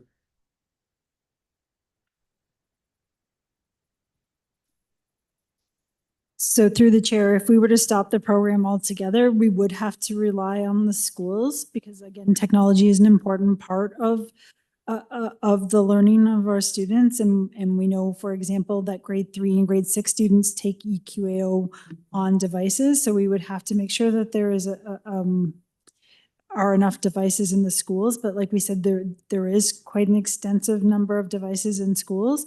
And to your point, we would have to look at school budgets and determine the ability of schools to be able to continue to maintain the technology for students in the schools. But through you, Mr. Chair, we have almost one device for every student now after grade 5. Wouldn't those just go back to the schools so that they can use? Yeah, through the chair, for sure, that's the intention, is once the devices, when they're done being used, if they are still, and some of them will not be able to be used and some of them will, we would be able to redistribute to schools as well. So there's two parts. There's that redistribution that will happen when the devices are returned, and then there's also how do we ensure that schools can support the devices that they need to maintain the programming. Right, but I guess my thought is if we stop the program tomorrow, those devices go back to schools, does that mean that we're pretty good for the next 3 years at least when it comes to devices at schools? Through the chair, we do have, like we said, just Chromebooks alone, we have 230,000 right now. Okay. So 112 of those are for the one-to-one device program. So if we divide that by 6, then we would know, or sorry, by 8, we'll know how many devices that we have. So say 20,000 will go back into the system, or 15,000. That should be enough to maintain, for considering the devices that schools already have. And an influx of these return devices, we should be okay for a number of years. Correct. So, Mr. Chair, if we stop the program, why wouldn't we get all 112,000 back from the one-to-one device programs? Through the chair, that is one option, or it would be the other option is to phase it out, right? So as students continue, we don't provide devices. The intention is, by moving it to grade 7, is the students that have it in grade 5 right now, they're going into grade 6, they would maintain those devices, but we wouldn't provide them for grade 5s. So staff's original intention is to phase it out, but that is, as you suggested, another option is to just remove them all right away. Yeah, through Mr. Chair, I'd like to ask staff to explore those options, and maybe we can review those in our next meeting, just because I think phasing them out creates an equity problem in itself. Because now you suddenly have the haves and the have-nots in the school system. So if that's okay, staff, can we have an option presented to us on full removal of devices from, or with a discontinuation of this program? If that's okay. Through the chair, we can look at both those options. Yes. Thank you. Really appreciate it. Thank you, That's all. trustee. Oh, sorry. That's all I got. Thank you, Mr. Chair. Thank you, trustee Lee. Trustee DiDavidas. Thank you, Chair. I don't think realistically we're gonna cut this program. I just respectfully, but the last trustee's comments are a little bit of a tangent, and I don't think we're collectively gonna head in that direction. I don't think that there would be an appetite to collectively at the board level reduce the existing program either. But I have some questions. The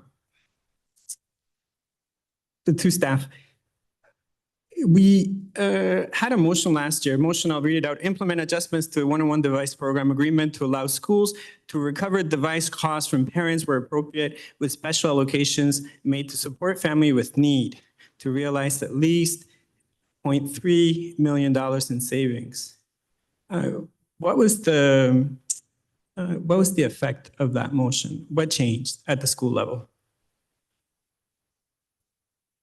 Through you, Mr. Chair, we see a small change. We're doing the analysis because the way that cash online works with the schools, it's all done by description. So we're going to pull that information because we knew it was a trustee request to know what the impact was for 24-25. So we're still pulling that information.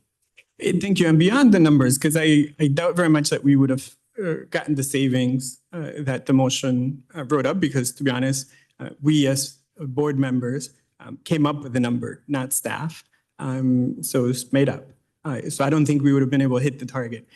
But beyond that, what was the effect for families? And this could be a question for the IT staff, like what changed in terms of the process? Because I've been having conversations with principals, and my principals, for anybody that does care about equity and LOI and some of the other principles that we talk about, all unanimously are upset about the changes. I'm going to be honest. So what changed? What's the process? What was the process before to get one of the devices? What's the process now? Sorry, through the chair, the process to get a device? They have the opportunity to opt into receiving a device in grade 5 and then in grade 9. Thank you. So I'm just going to describe it from one of my principals' perspective. I had a conversation with them a few months ago. I've talked to a number of principals since then. I talked to the principal for Westview again today. I'm paraphrasing, but what they said was that in this school, the high school with the highest LOI score in the entire city, a number of the most needy families were not able to fulfill the requirements. And we still have, as of today, 85 students that have not received their devices because of the process that we put in place because of this motion that we moved last year to save $300,000.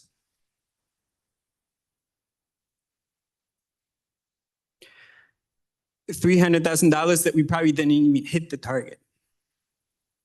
So the families that have the greatest barrier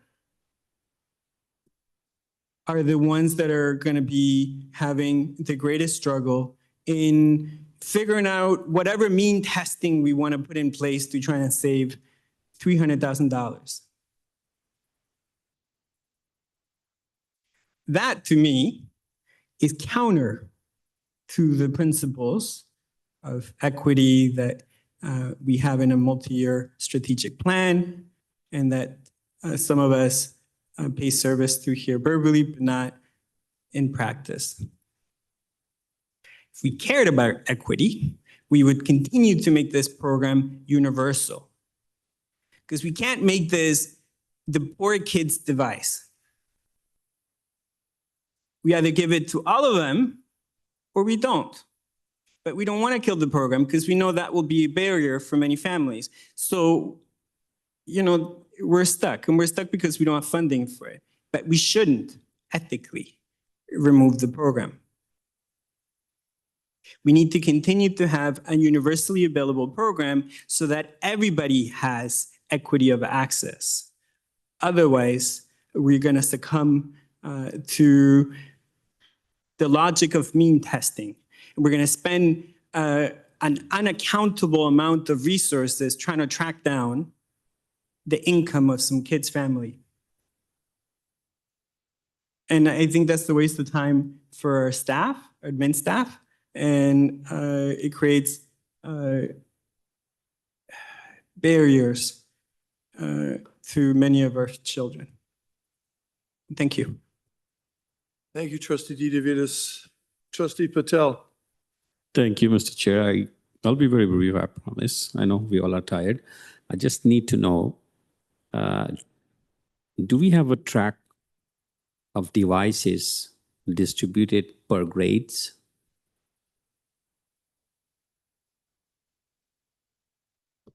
Sorry, I will go to Executive Officer Singh online to And I can wait until Friday. I have no issues, like in Trustee Weekly. Do we have it or not? I'm sure that we do know how many devices we have distributed by grade, yes. Okay, that's all I need to know. Thank you, Chair. Thank you. And And that concludes the questions as it pertains to the one-to-one student devices. We're gonna collectively, the members of the committee I'm gonna present you two options, and then I'm gonna ask you how you vote, because we have two ways that we can try to get this done. We were here late last night. We still have a lot of things on our list, but some of these are savings and not cuts and not as likely to get the same degree of questioning. With that in mind, we have two options. We can put our head down and continue to do this till what is likely to be midnight and deal with this, or we can recess now and reconvene Tuesday at 4:30 with no delegations. And that will allow us to complete. There's two reasons why this needs to be done before board. One of the motions, one of the business arising motions is important to come before board, and the other business arising motions are requesting work to be done by staff in preparation for the June 4th meetings, when we actually start to make choices about what we're going to do with regards to these cuts after we've had the core funding announcement and after we've received the report from the investigator. But it's important that when we have those serious conversations, that we have all of the data that we need, because we're already, just to be clear, we have a meeting, FPAC has a meeting on the 4th. The board is scheduled to meet on the 18th. So FPAC is going to have another meeting between the 4th and the 18th. When that has to take place will be depending on when we get the core announcement and the report. So those are the options. We either put our head down and try to do this tonight, or we reconvene on Tuesday. And I'm not sure whether it's fair or not, but I'm only going to ask the members of the committee to vote, because they're the only ones that would have to be having to change their plans and their arrangements to have to come for Tuesday. Trustee DeVitis. I'm okay with Tuesday. Sorry? Tuesday's fine with me. Tuesday, okay. Thank you. Trustee Earhart. Tuesday's fine. I'd love to hear staff have a perspective, but I'm fine Tuesday. Thank you. Yeah, they're not excited, but they appreciate that we're the hole we're in and the requirements, and they too want to go home. Trustee Hassan. Tuesday works for me as well. Trustee Thank McLean. you. Trustee Lee. Here, I like to keep going just because I think Tuesday has different challenges. Okay, thank you. Trustee Rajwani. I'm in favor of Tuesday. Thank you. Thank you. Trustee Wong. Tuesdays works for me. Thank you. Trustee Shen. Yeah, Tuesday is fine. Thank you. Thank you. Trustee Patel.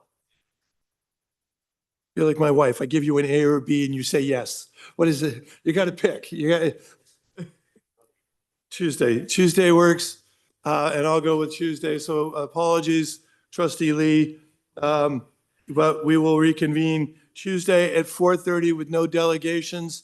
I need a motion. Sorry, did you have? Question.